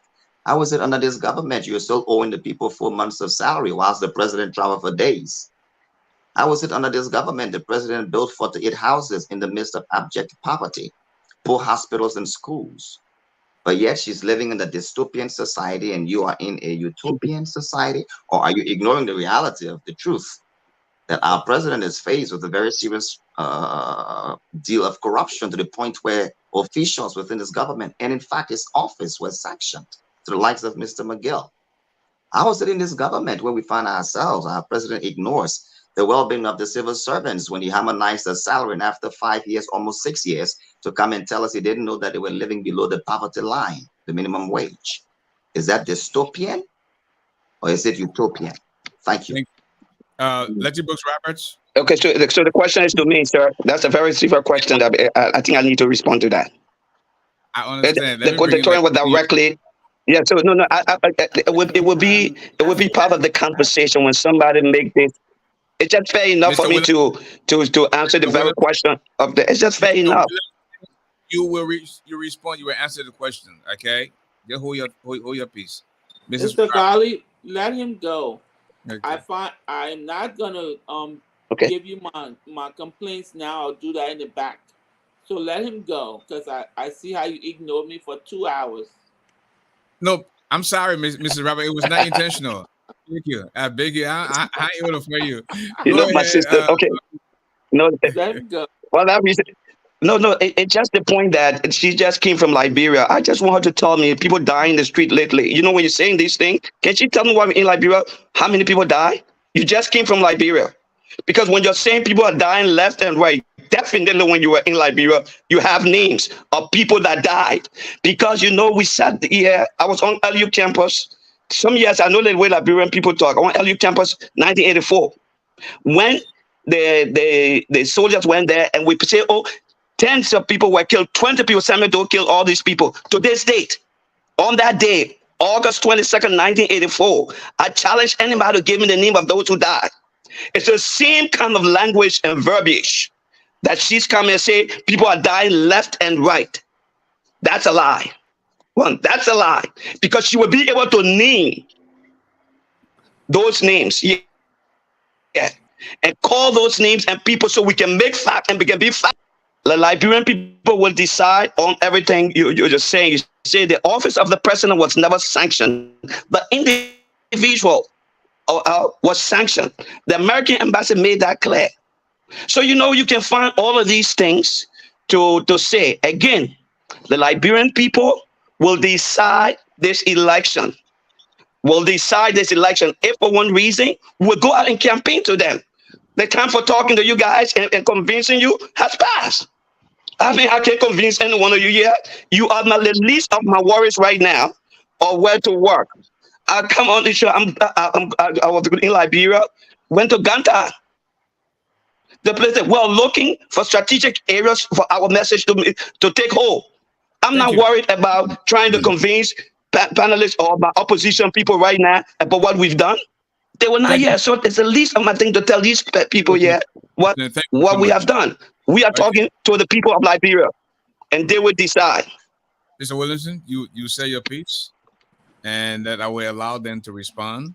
And Mrs. Rabbit, again, you kept having signal camera problems, so it was not intentional. I apologize if you felt that way. Raymond. Let me go and Remy can stay. I want to say something and I will go. Go ahead, so Remy, you can close because I need to go. Like I said, ASHFORD called me and I'd agreed to come. All right. I responded to Mr. Williamson's statement. I think I came in and apologized about my system. Let me say to all of us, I grew up in Liberia. My grandparents called Pamlot to send my father to school. The women in my family could not go to school because there was not enough. All women were considered second class. All right. I support Alexander Cummings based on his mindset, his policies. If we all know, Alexander Cummings have been, if not the only politician since my birth that I've seen after an election, he did not go into hibernation. He had gone around the country, all 15 candidates, to let the Liberian people know, to explain what he will do, his policy, in the simplest terms. I was just in Liberia, traveled about 5 candidates. I went to many towns, okay, and I listened to them and interacted with them. Yes, the board of rights analogy is when you work, you will earn, like we do here. Like when all of us came to this country, when you went to the school and you got tested or you followed the protocols to get papers, to go to work, that's what he's talking about. That certain group will not be cut off, whether we want to believe it or not. Let me say to Mr. Williamson, I have family who were impacted by the 1984 riot at the LU campus. I have a family member who ended up committing suicide. I have a family member who was raped, and they were too afraid to come out and speak. That is our history. As we learn it, this country that we live in, just a little take. The greatness of this country lies not in her enlightenment, or ability to repair herself. For you to repair something, you must acknowledge the road travel, what needs to be fixed, amplify what is good. Okay, we want to build bridges that everyone can cross on it. That's what Mr. Cummings is saying so many words. The border rest is only symbolic. All right. Yes, it's a unifier because my name is Yah and I'm on that train from the beginning. And there's a gray on that train. All right. And our biggest problem, Doc, you ask, is academic problem. And the way that Mr. Cummings said we can solve that, and based on the word that I've studied, especially like Eastern and Southwest Asia, that went from war, from abject poverty, 79 cent GDP per capita to 30,000 GDP per capita, to projecting 56 from Israel, the formation of Israel 1946 to now was economic. Well, we can take care of That's when the resolution will pass. And then let me come back. I have not interrupted you, sir. When you talk, I sat here and listened, and I just came on. So give me a moment, let me land. Okay. I'm not, you want to debate me? We can have another time just for you and I will be ready for that. So for now, let's have a conversation. I would love for you to wait and listen just as I listen to you. You said Alexander Cummings have been in politics for decades, which is not a true statement. Not by a mile. Alexander Cummings, I was one of those people who petitioned him in 2015, the end of 2014, when he have served Liberia during the Ebola, the work that he did and the work that he did in our community in Georgia. Okay, so I've been here since he came to the political stage, to say the least. Now, so he has not been there for decades. And ANC is the faster growing political party.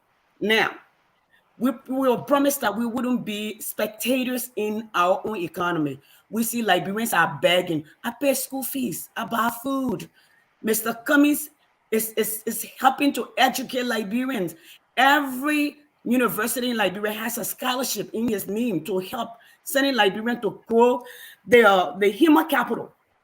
That is the best investment that you can do for any country. If you educate your people and give them skills, it helps grow your middle class. And that's why he said we will focus on training, we will focus on education and K1 through 12. We will make sure our people are paid well so they don't have to hide to steal. You see, policemen, yes, I have to give money to policemen in the street begging. They didn't force me, they beg. How they have not gotten paid.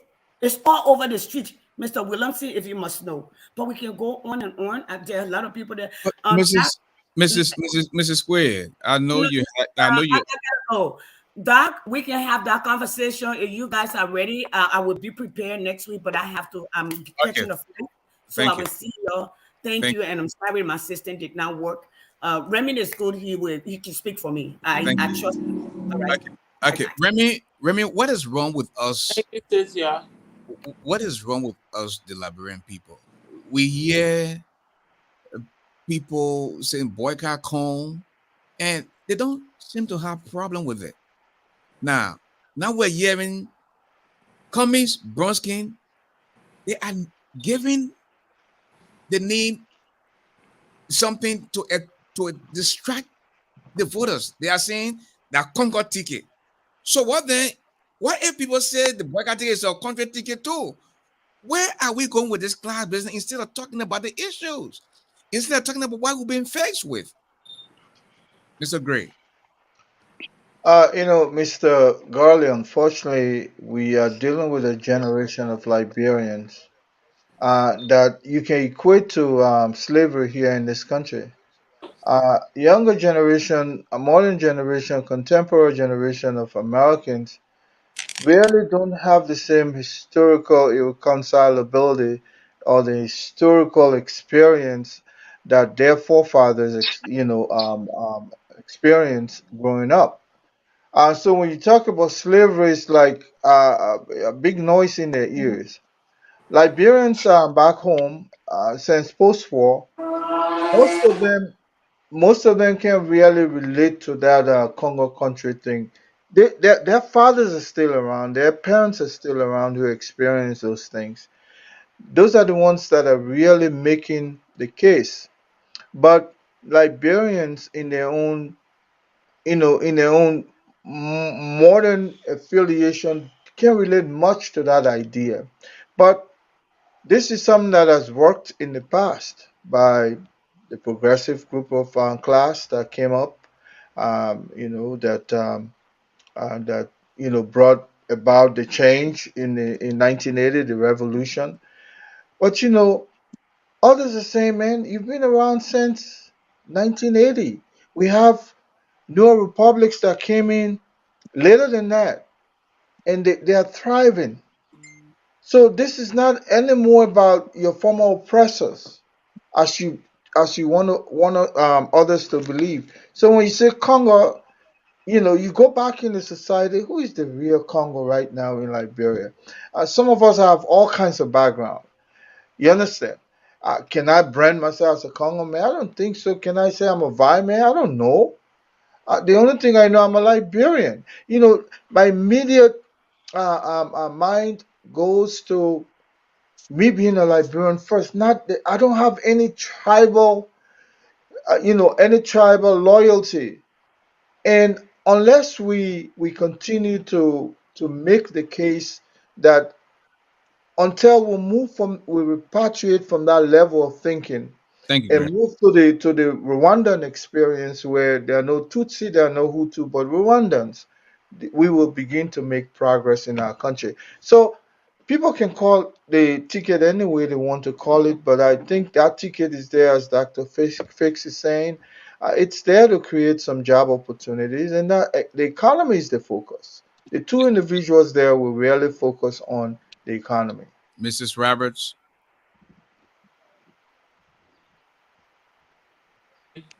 Trying to unmute and I did that. Yeah. What's your question, Mr. Garley?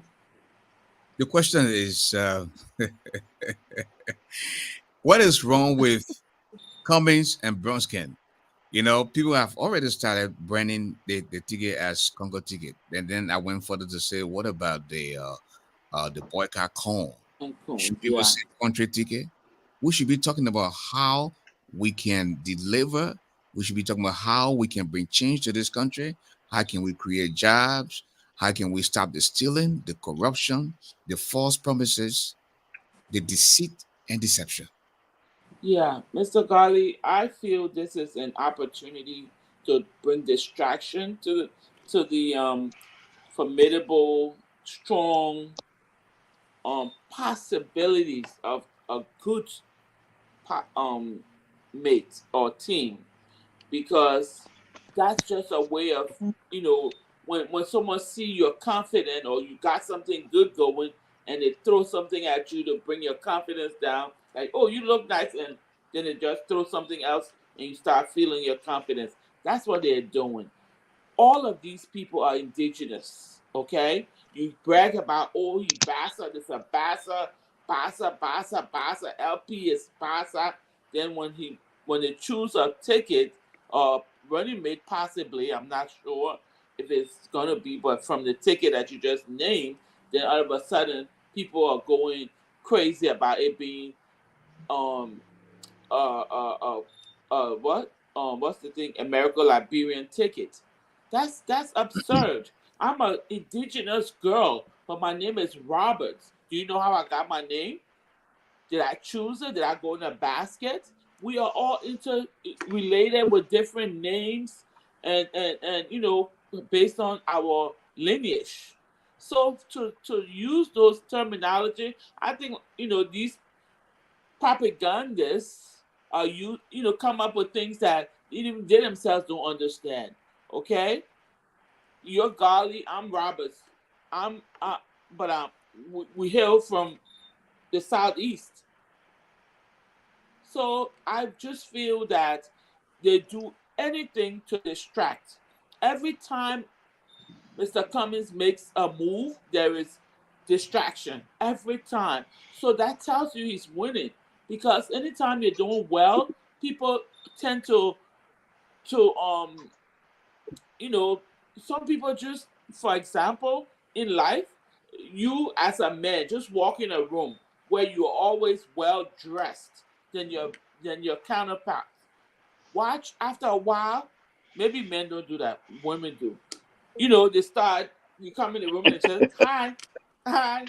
The same people that embraced you, but because you're doing much better than them, they tend to withstand, and that's human nature. So that's just a distraction. The Cummings Brumskin makes no difference than the boycott cone. Look at the issues with the candidates and not their names, because we're all indigenous. Thank you.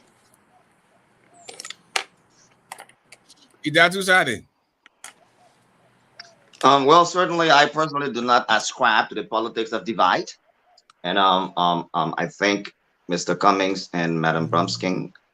For full disclosure, Madam Brumskin is in fact my cousin. They're certainly Bassa people. And we should learn to appreciate our tribal lineage and for the cultural tapestry that make us a whole, some functioning society, in the words of Wilmar Talbot. But I just certainly believe that in the midst of our political experience, we need to put patriotism above individualism and nationalism above tribalism. But certainly, when people are making argument for the political hearts and minds of the Liberian people's decisions, they will use what you call the kitchen sink strategy. So they'll throw everything at you, from negative name calling to fabrication of stories concerning you, as opposed to sticking to the facts. But those are not the realities of politics. People will say things that are intended to give them an advantage over your potential candidacy. But I certainly do not ascribe to that, and that is why Ambassador Joseph Imampoika remains a larger tent to encourage all people to join him for a potential victory in these elections that are coming for the greater good of Liberia, to be able to bring about self-sustainability through agriculture, building of decent roads, education, and great medical facilities and hospitals, and certainly tourism, where Liberians can be proud to take vacations in their country and not travel to the Caribbean or to Asia or China and boast of the beauty of other people's country as opposed to theirs. So this is the Liberia we want to find, and that is why we embrace everybody, to include seditions who are now coming over to the Unity Party for a victory, hopefully, that they can be proud of a country called Liberia tomorrow. Thank you. Well, Dr. Fish, what do you make of this? That we are all indigenous, and the real issue should be about the rule of law, justice, impunity, corruption, good governance, etc. What do you make of that? Well, the thing is, when you go and check on the American website that talks about Liberia, it says that the country is generally a prejudiced country. Okay, and that prejudice still continues to reflect in how we carry ourselves as a nation. That is why when people talk about, oh, the greatest problem or reconciliation, no, we had a number of reconciliations, but the issue was never addressed, and because of that, people continue to hop on that train. And what is the issue that was never addressed? People fail to understand that the people who came in 1847 and 1820 don't exist anymore. It is their grandchildren, their great grandchildren, their great great grandchildren.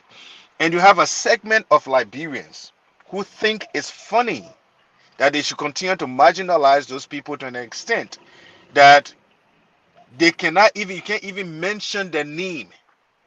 It's like a stigma. Yeah. Okay. And one way to solve this problem, like I've argued, if the Congo people, they just like a woman that dividing food. You divide the food, you get everybody the food, you leave yourself out. Okay. The Congo people should have designated themselves as a tribe. Well, maybe at that time they didn't understand the importance of that concept, but for the nation to continue to exhibit bigotry against those people by not saying, okay, fine, it's about time we put them within the tribal system and understand that this is a tribe like every other tribe of Liberia. Let's not fool ourselves. If you don't designate Congo people as a tribe, what you continue to do is to see them as the other. Okay, and you just have that space of discrimination and bigotry to use, as in the case of communists, against your political opponent.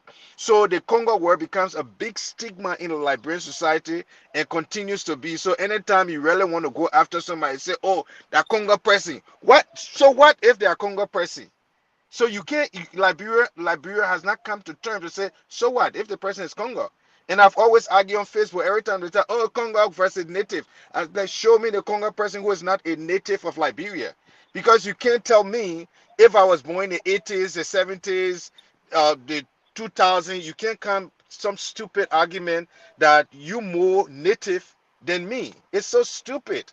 And as a nation, we're proud to continue to embrace it. It's one of the reasons why George we refer to, oh, country giant. Okay, aren't every Liberian a country man and woman of that of Liberia? But and the reason, yeah. But Dr. Fix, will you agree that Congo is part of the 16 tribes in Liberia? No, it's not part of the 16 tribes. There's no Congo as a tribe. We have Congo. You have Vi. You have Vi. So No, but you don't have a Congo as a tribe. You got Madingo as a tribe. You got Va as a tribe. You got Bassa as a tribe. But for some reason, designating Congo as a tribe is a problem for Liberia. And then we boast that we've had national reconciliation. No, we have not. It's the story is still unended until Congo as a tribe becomes a tribe.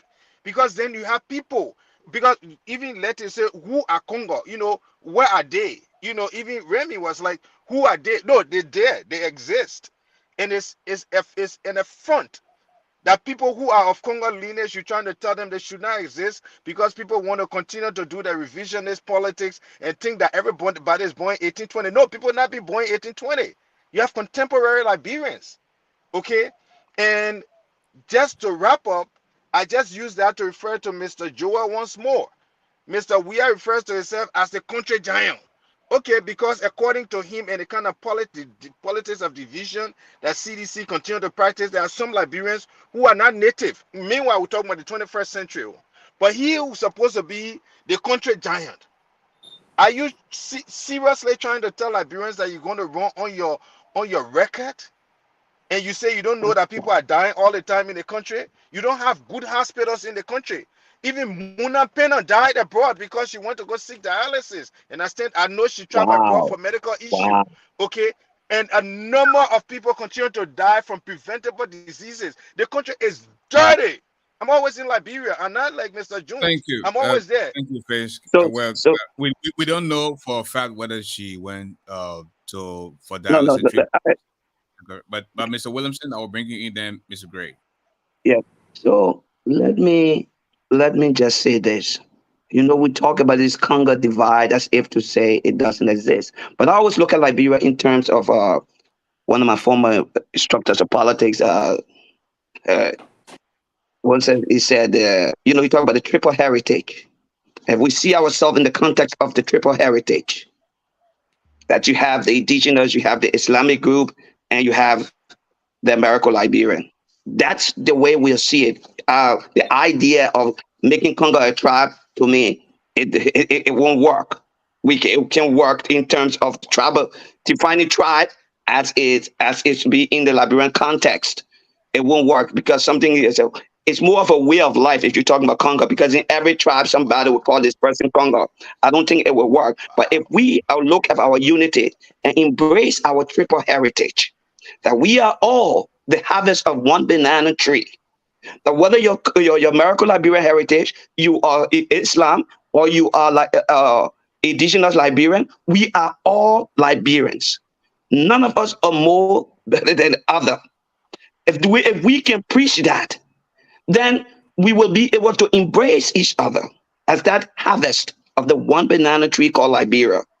That's the context we need to preach, and not try to say that, you know, the idea of Mr. Weah, that Mr. Weah is running tribal politics. No, I think there's no proof of that, that Mr. Weah is doing that. The thing about it was, I would say, yeah, the people that are voting, when you say in politics, everything is optics. We can be here and be very intellectual about this. But when it comes to politics, the least thing you do that your person can exploit to the voters, that will be your problem. And sometimes when we look at the name and the way the Liberian people think, yes, they will go on that and see the ticket as what people will make it to be. But we have to understand we are all the harvest of one banana tree. See us as the triple heritage. That's our history. That's who we are. That's why when Ellen Johnson said she wanted to make the country, and the people told her, let's Christianize Liberia, was the wrong thing and a bad idea, because you're taking our Islam people out to Christianize a country. The triple heritage is how we will look at it. Can I respond before I leave? Okay, yeah, go ahead. Then we'll come to Reverend Gray. So Mr. Williams just highlighted the problem that's Williamson. Sorry for that. Just highlighted the problem that's facing Liberia. we're gonna embrace bigotry until Jesus Christ comes. That's what he just said.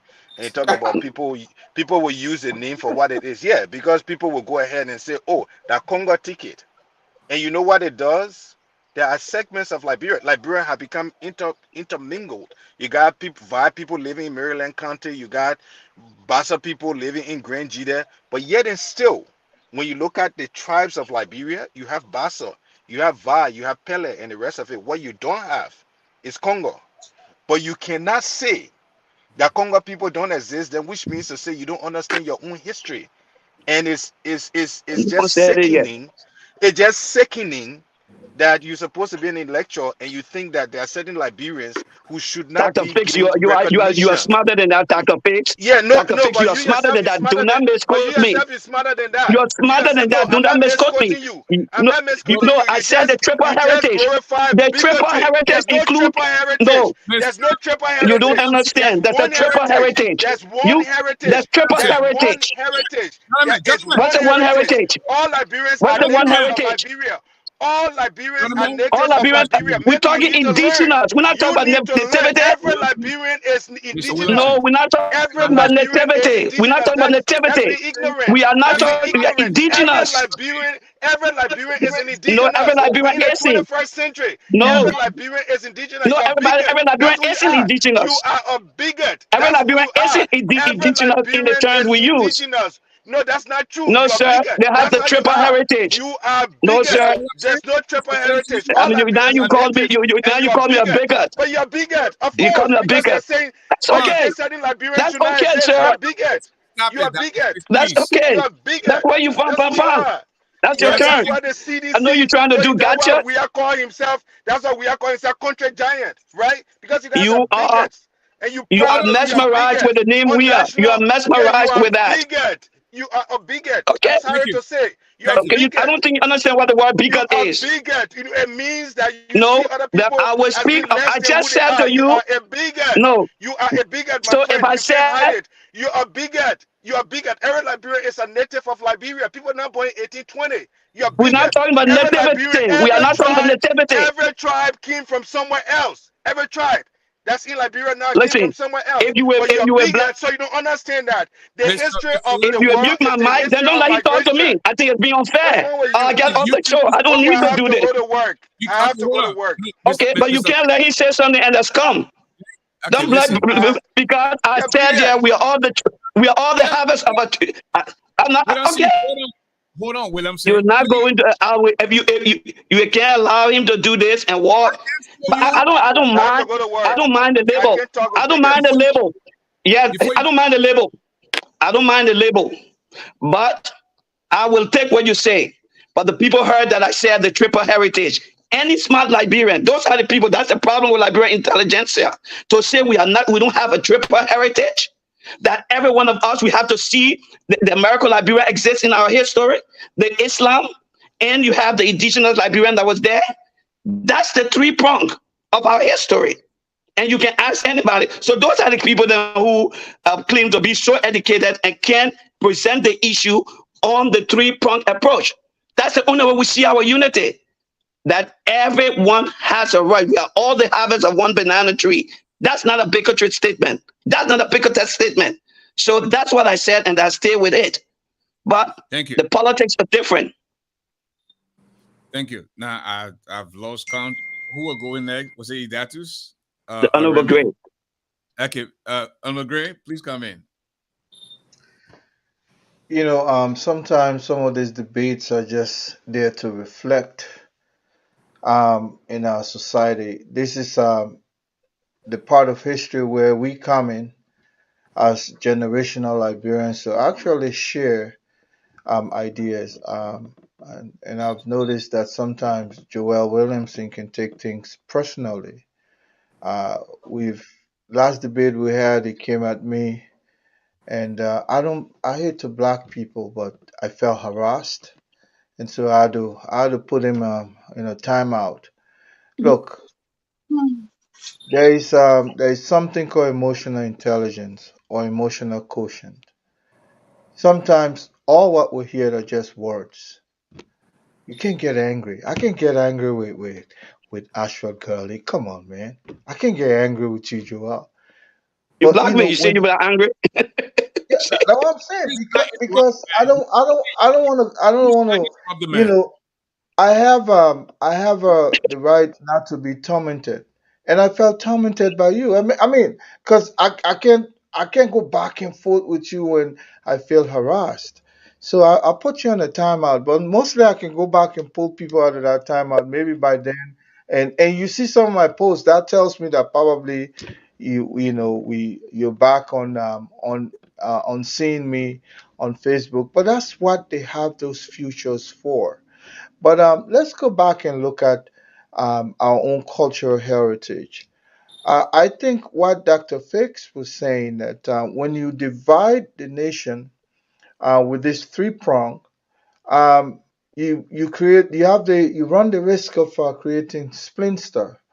And he was saying let's look at Liberia as one nation, okay, with different cultural pinnings. That's what simply he was saying. And it's all but someone else's concept. Your concept is you see it as three. His concept is one. What is in there to fuss about? You understand? And then secondly, let us go back and understand that in the evolution of state, there are tribes that can go missing. Sometimes we've heard about the Lost Boys. We've heard about the Love Boys, the Lost Tribes. It does not mean those cultural heritage don't exist, but it's just that over time they're dying away. And this issue about Congo is one concept that is, if you ask me, I'll believe, if we all have had these intermarriages where we've come together. At first, it was a Morocco-Liberian, and then it will be a Morocco-Liberian till you get to America. Then you have to go through the queue and the picket line to get your status, even though you have some Morocco something written on you. So that was the first, the first reality that dawned on some of those who were claiming to be American Liberians, because they had to come. Unless your parent, one of your parents, actually came from the United States, you understand, or has citizenship here. Oh man, you come here, you go through the picket line, just like anybody. So that American Liberian went away. Now the issue of Congo, it used to be people who came from the Caribbean and the Gulf of Guinea, the basin over there, and people have come in. My father married to somebody else, and which side am I going to fall? My father, even though he shares heritage in Grand Cape Mount, does that mean that is where I belong? I grew up in Morovia. I grew up born and raised. So when you talk about these things, sometimes we have to face the reality that we just are struggling as a nation to utilize civilization to the point where we always see this country as belonging to everybody, irrespective of their Well said. childhood, of their cultural heritage. Remy, well said. Let me bring in Letty Blues. Yes, thank you, Mr. Garley. It's unfortunate that we get so, passionate about this country Congo thing, but again, I know that people are taking it further than it needs to be. We are all one people. Yes, we have lineages, we have people that came from here, but we are all one, and we need to stop it. And for the point that kind of Gray made, the young people now do not dwell in the past, as he stated. We have to remind them, like, do you know what your parents, your family, your ancestors went through to get the right to vote? Do you know what happened during those days? You see now so many young generation intermarriages from Africa to white to black to Asians. They're not caring about who was what. And that's where we need to be in Liberia. We're all one people. Just know that you look for the issues, who's going to make a difference in your life, not who who was born, who parents have the name Brumskin, who parents have the name Roberts, who parents have the name Gray, who parents have the name Tom Williamson. So right now on the stage, it's you and Ade and Garley. You guys are the indigenous. Based on what? Names? No. So we need to educate our young people, or even I don't even gonna blame the young people alone, because if we have this kind of heated divide between two persons, imagine what it will be among 10 persons, difference of opinions.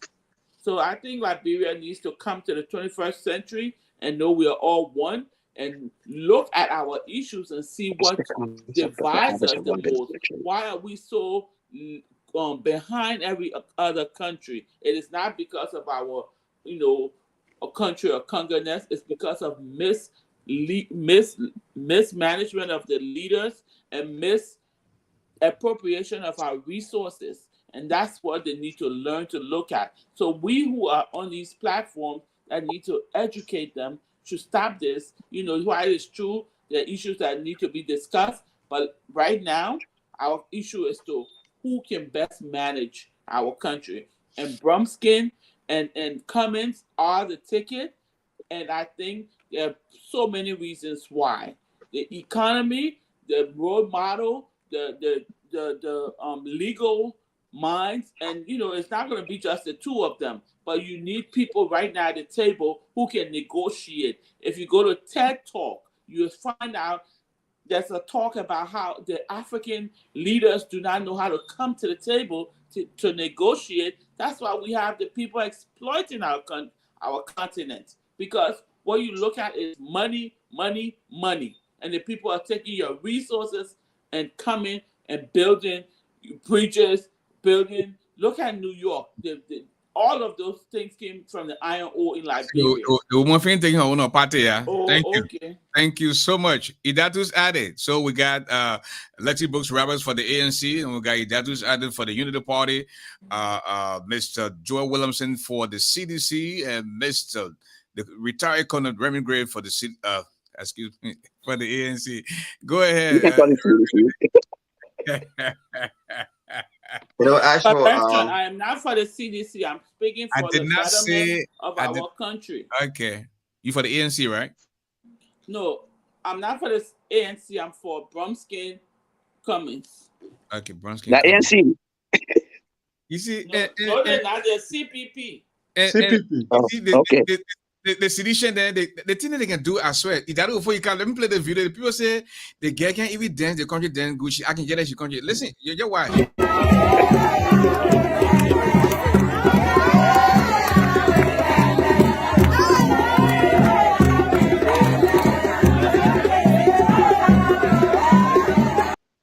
For them to talk about the issue instead of get forcing us to be country. Go ahead, that dudes. We play that again. So play again. Yeah, I didn't see it. Okay, wait there. They got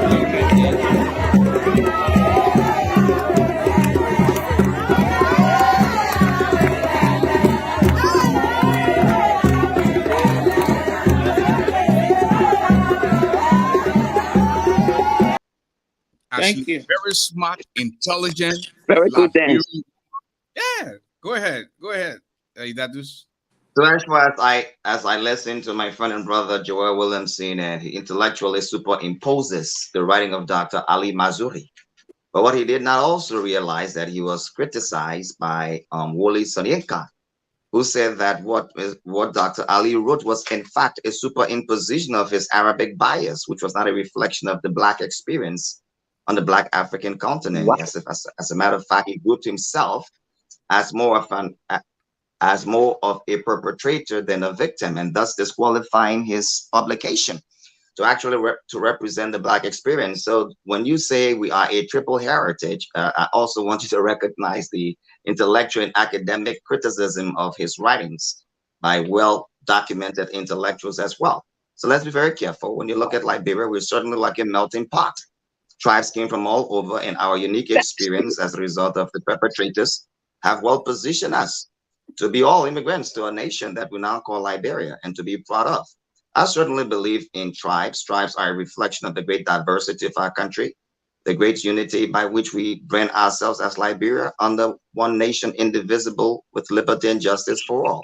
Our national symbols, our flags are a reflection of who we are as a people. Similarly, you will find the Crown people in Liberia, you will find the Crown people in Ivory Coast, you find the Bassa people in Ivory Coast, you find them as well in Cameroon, Nigeria, among other places. So Liberia belongs to all of us, and that is why it's important that we begin to reconcile our country. Those of us who are quote-unquote pundits on these platforms, we need to preach the politics of unity and not divide.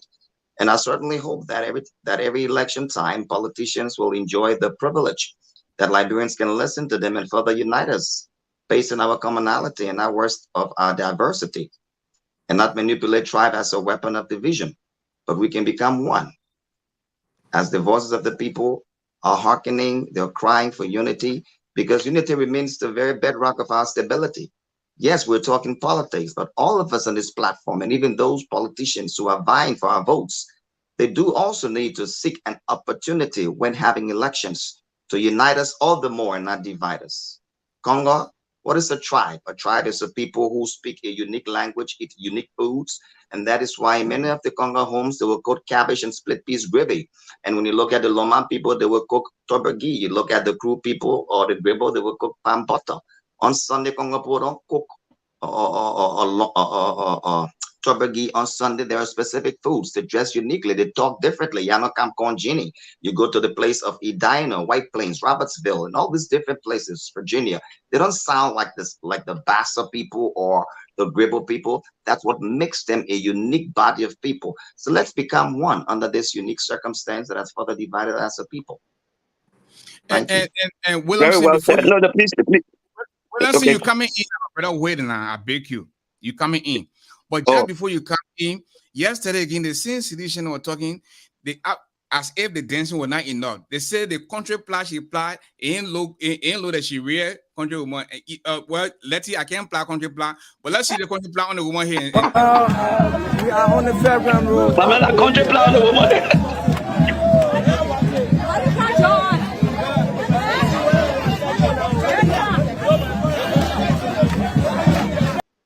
They said they're not good country plan. I don't know how I should look, but go ahead, Williamson.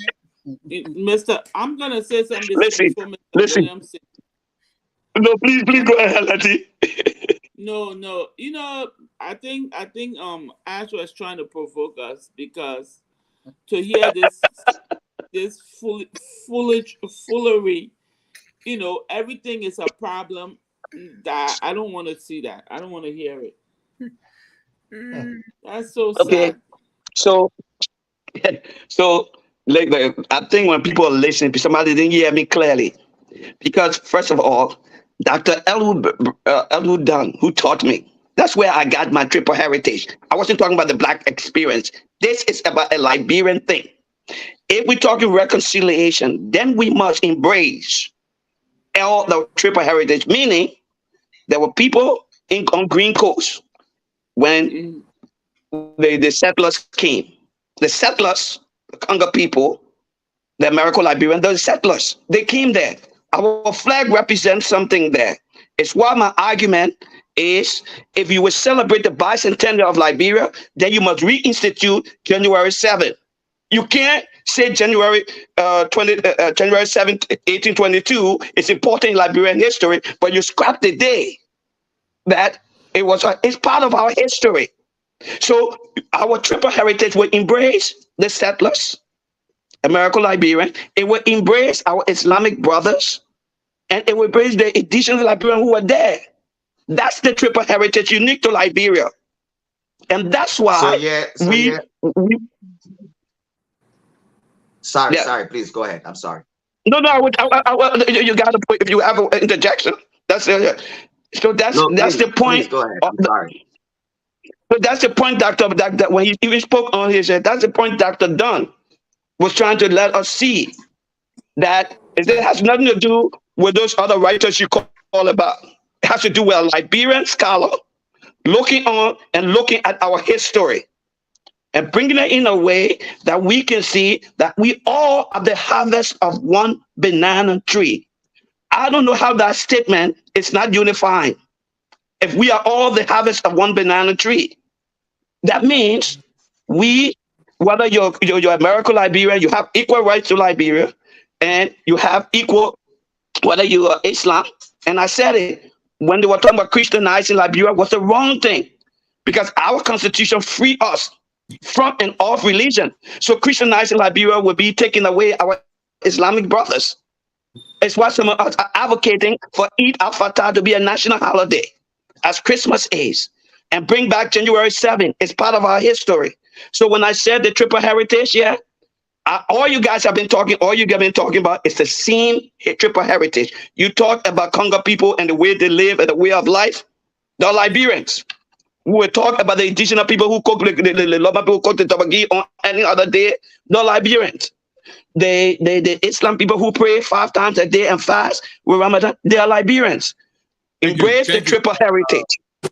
That's it. Right, but what I also need you to see, though, Ash, for 30 seconds, what I also need you to see as this triple heritage did not begin with Dr. Dunn. It was Dr. Ali Mazrui that wrote that in the early 80s. He's credited for that. So from in the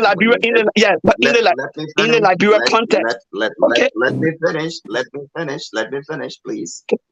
The superimposition of this idea of your triple heritage to, like Mr. Gray was saying, Conor Gray was saying, like, you can superimpose that because you are advocating for the Islamic influence in Africa, but you didn't advocate for the Christian influence. So that's the bias we're trying to make you understand, that you got to be, intellectually balanced on superimposing this idea. No, but it's not. I'm not superimposing. Excuse me. Listen, you are not going to let me finish, sir. I listen to you. You came in. Okay. You are running. Interrupt you when you were talking. Why don't you allow the man to line, please? Right. You are running with the idea. Okay. You are running with the idea of a triple heritage influence on Liberia, but you are including the Islamic influence, not including the Christian influence. So that becomes a bias by Dr. Mazrui. I'm just presenting to you the contextual criticism for that expose that was produced by him in the 80s. All right, so you can hold this in its absolute. This is the evolution of Liberia. You took Reverend Gray's part. 30 seconds. Okay, 30 seconds. First of all, I did not present an Islamic influence. I talked about the American Liberian. I talked about the indigenous people, and I talked about the Islamic. Excuse me. The American Liberian. I think the religion. Because I think the religion practiced by American Liberian is Christianity. But I think that is implicit. But listen, because we were not doing, because then we were, listen, that's what the mistake you're making on the point we're making at the conference when we're talking about TRC. Those things came up. And the way they were trying to present it was that. See it as a triple heritage. The Christians in Liberia, you talk on Sunday. Do you believe that President George, we should run as the country giant? Okay, let me hold you both there. Excuse me? Let me hold both of you there, please. Do you believe that President George, we should run as the country giant? Please. No, he's not running as the country giant. He's running as President. We are. No, they've been calling him that. He's not running as country giant. Mr. Williamson, he's been named that way. Mr. Williamson, would you listen to me, please? Yeah. Okay, thank you. Mr. Women Gray. It's emotional outbursts like this that is exactly beginning to turn me against Spoon Network, where I sometimes appear. The thing about life is we all have this right to listen to scholars, to read their books. Now, if you've done research at a certain level, I've done my research on this. There's something called literature review. You see scholars from all walks of life, you read their works, and those of us who are true academicians will say, if you hold on to one as the Holy Bible, then you'll be doing injustice to your own knowledge. What they want you to do is what I want you to do is to be exposed to as much scholarly work as possible.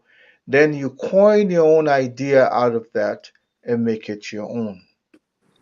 That is the essence of, to be this guy who goes around propagating the philosophy of one scholar is dangerous. Dr. Dunn, yes, was part of, has been a part of a scholarly, presenting our history. His brother actually taught me, Albert Dunn. Yeah. I started my academic, university academic sojourn with him, and he was, a scholar par excellence. But unfortunately, the war took him. But that does not mean I'm going to be passing around as as a Don scholar. That's not how I see myself. But rather, I appreciate the fact that he exposed me to certain literature, and those literature help to mold me as as a wholesome academic. But that does not mean I should be older. But I say this to say, when you go back and review the history of Liberia, one has to be able to know exactly where am I taking it from. Is it when the scramble for Africa started? Before then, was there anything called Liberia? There was this vast land called Grain Coast. Is that where I'm going to start my history? Or maybe is it the formation of the state?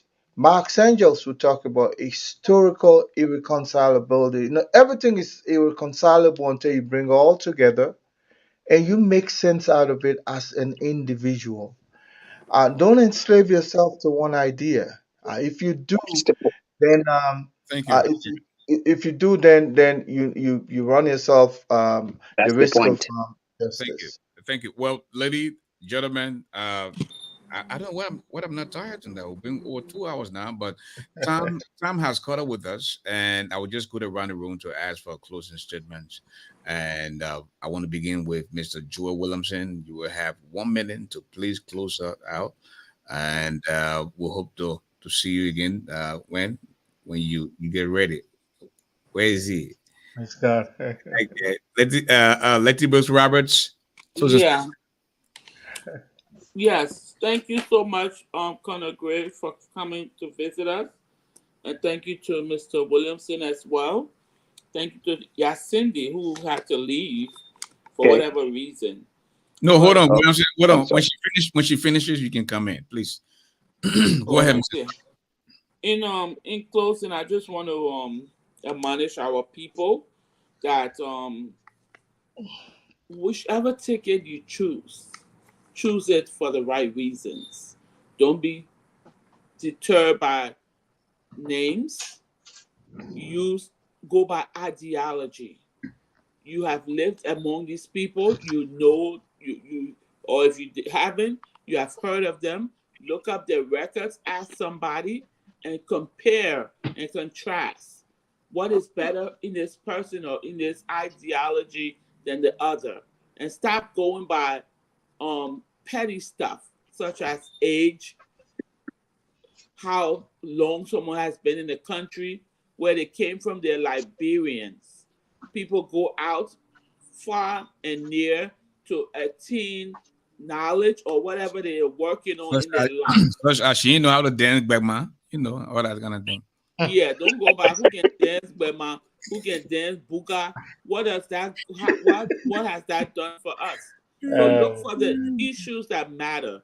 And before I let Colonel Gray go, I heard your chairman from CPP say he wants you off the spoon talk. What is your comeback to that, Chairman ability? Okay, let me bring in. I know you answer that in here closing, but let me bring in Dr. Mr. Joel Williamson. You have 1 minute. You still have not told us about the TRC discussion, Mr. Williamson, but we'll save that for another day. 1 minute, please close us out. Yeah. So let me just say this. It was very important be on this panel, and I enjoy everybody what they put in, even though some of that I disagree. But I respect their right to their opinions. The main thing I want to leave here is Liberia's unity as enshrined in our national anthem. In Union Strong Success is show. When we talk about triple heritage, the triple heritage does not speak of, it says Islamic, African cultures, and Western cultures, which will include Christianity. When you look at the Liberia phenomenon, the Liberia history, you find those dynamics in it. And if we as Liberians can embrace each other, irrespective of our lineage, then together we can build the wholesome functioning society, as William Tolbert said, and we'll live up to the creed. The words enshrined our national anthem, in union strong success is sure. We cannot fail. But equally, Williamson, if you would take me the African culture, the Western culture, the Islamic culture, we are all the harvest of one banana tree. We are all Liberians. That's what I leave with, and that's what I want the audience to take away. That irrespective of our politics, we are all Liberians and should strive to unify our country. Thank you. Colonel Gray. I think this idea that we should divide the country into 3 segments is one other scholars have seen, and just make it and simplify it to say we're a secular state. In other words, we're this melting pot where everybody is free to exercise their culture, irrespective of religion, tribe, or creed. And I think I like to tread on that path because then I'm not seeing my brother next door to be an Islamic guy. Therefore, then I begin to think where the origin of Islam or the origin of this, the origin of that. Rather, I see that individual as a Liberian. But I think we're back at the crossroad. We're back at the crossroad where we have to choose somebody for the well-being of our country. And I think we owe it to ourselves to begin to bring some tangible development to Liberia because we are lagging behind so much. Our neighbors, when you cross Liberia, it's like night and day. Even right next door to Sierra Leone, I drove from Asante to Sierra Leone to the Liberian border. The moment I crossed Mano River, it's like I was in the 18th century civilization. Somehow it was so dark, patchy, old, dusty, and you coming from a 6-lane road, leaning straight from Asante to Sierra Leone, and coming into Liberia. Then the road narrows, pass through a very old bridge that annexes the Mano River Bridge.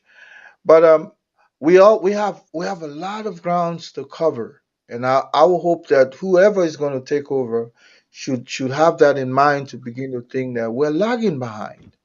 And then secondly, to you, Madam Brooks, I think yes, it's our CPP chair has called for some of us to boycott somehow Spoon, and is there any need for Spoon to rebrand itself and try to be civil in the way we do business? I think there's room for growth.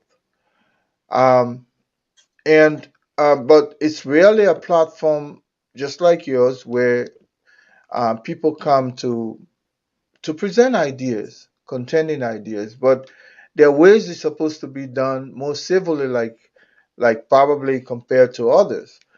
So maybe there's room for growth. If that room is abandoned by some of us, then there'll be no growth. And then you leave a platform that has wide-reaching effect and influence on our people, unmanned, unguarded. So I think I'll have to rethink. I know it's not easy. Imagine you have Joel Williamson, not because it's not on the platform, but if you have 3 of Joel Williamson on the platform, definitely it's going to be trouble. because how can sanity prevail? Imagine if you have because you had 2 or 3 of Joel, in some of those other platforms that some of us appear. So your sanity, you're quick to lose it. You saw sometimes how people are going, like they're losing their mind because you can hold your composure for so long, but sometimes, gosh, it's just hard, because you're human. You look at me. Do I even talk? Do I appear? Ashford, you know me. I'm talking about Idatus. They know me. We're all cool people, But sometimes, man, they kind of shake you. Some folks like to shake the devil out of you. Sometimes it's not necessary.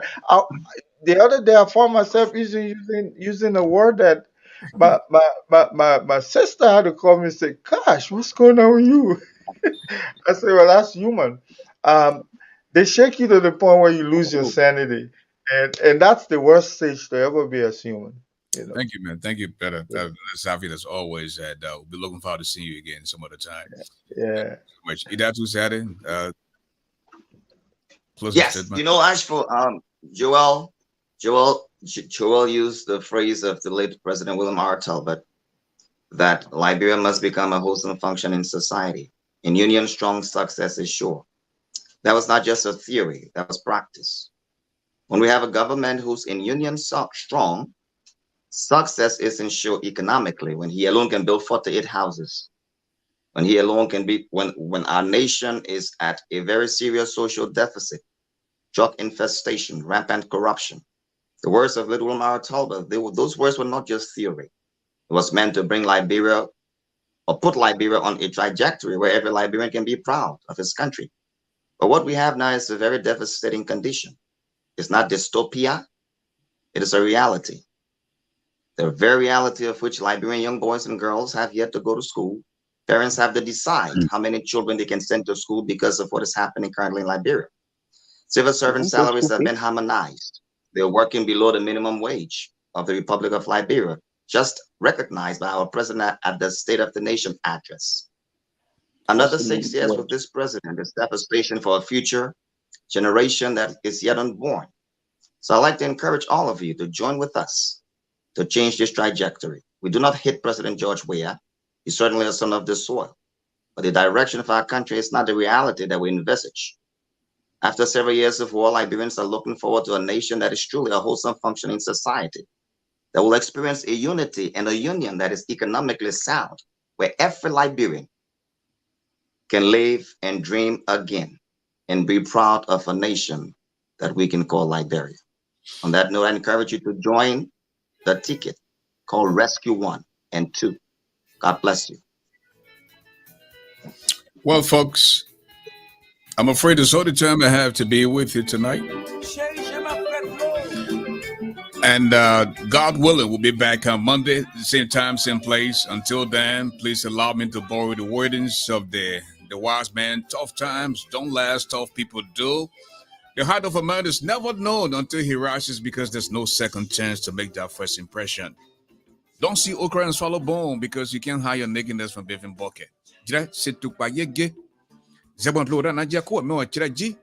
Ode no muzo ni wonje ma double to jirai. Ajiru ade wa po. But simply, he doesn't eat iron, but he's definitely stronger than a lion. Ashford the giant, the now you know me garland. Have a good night.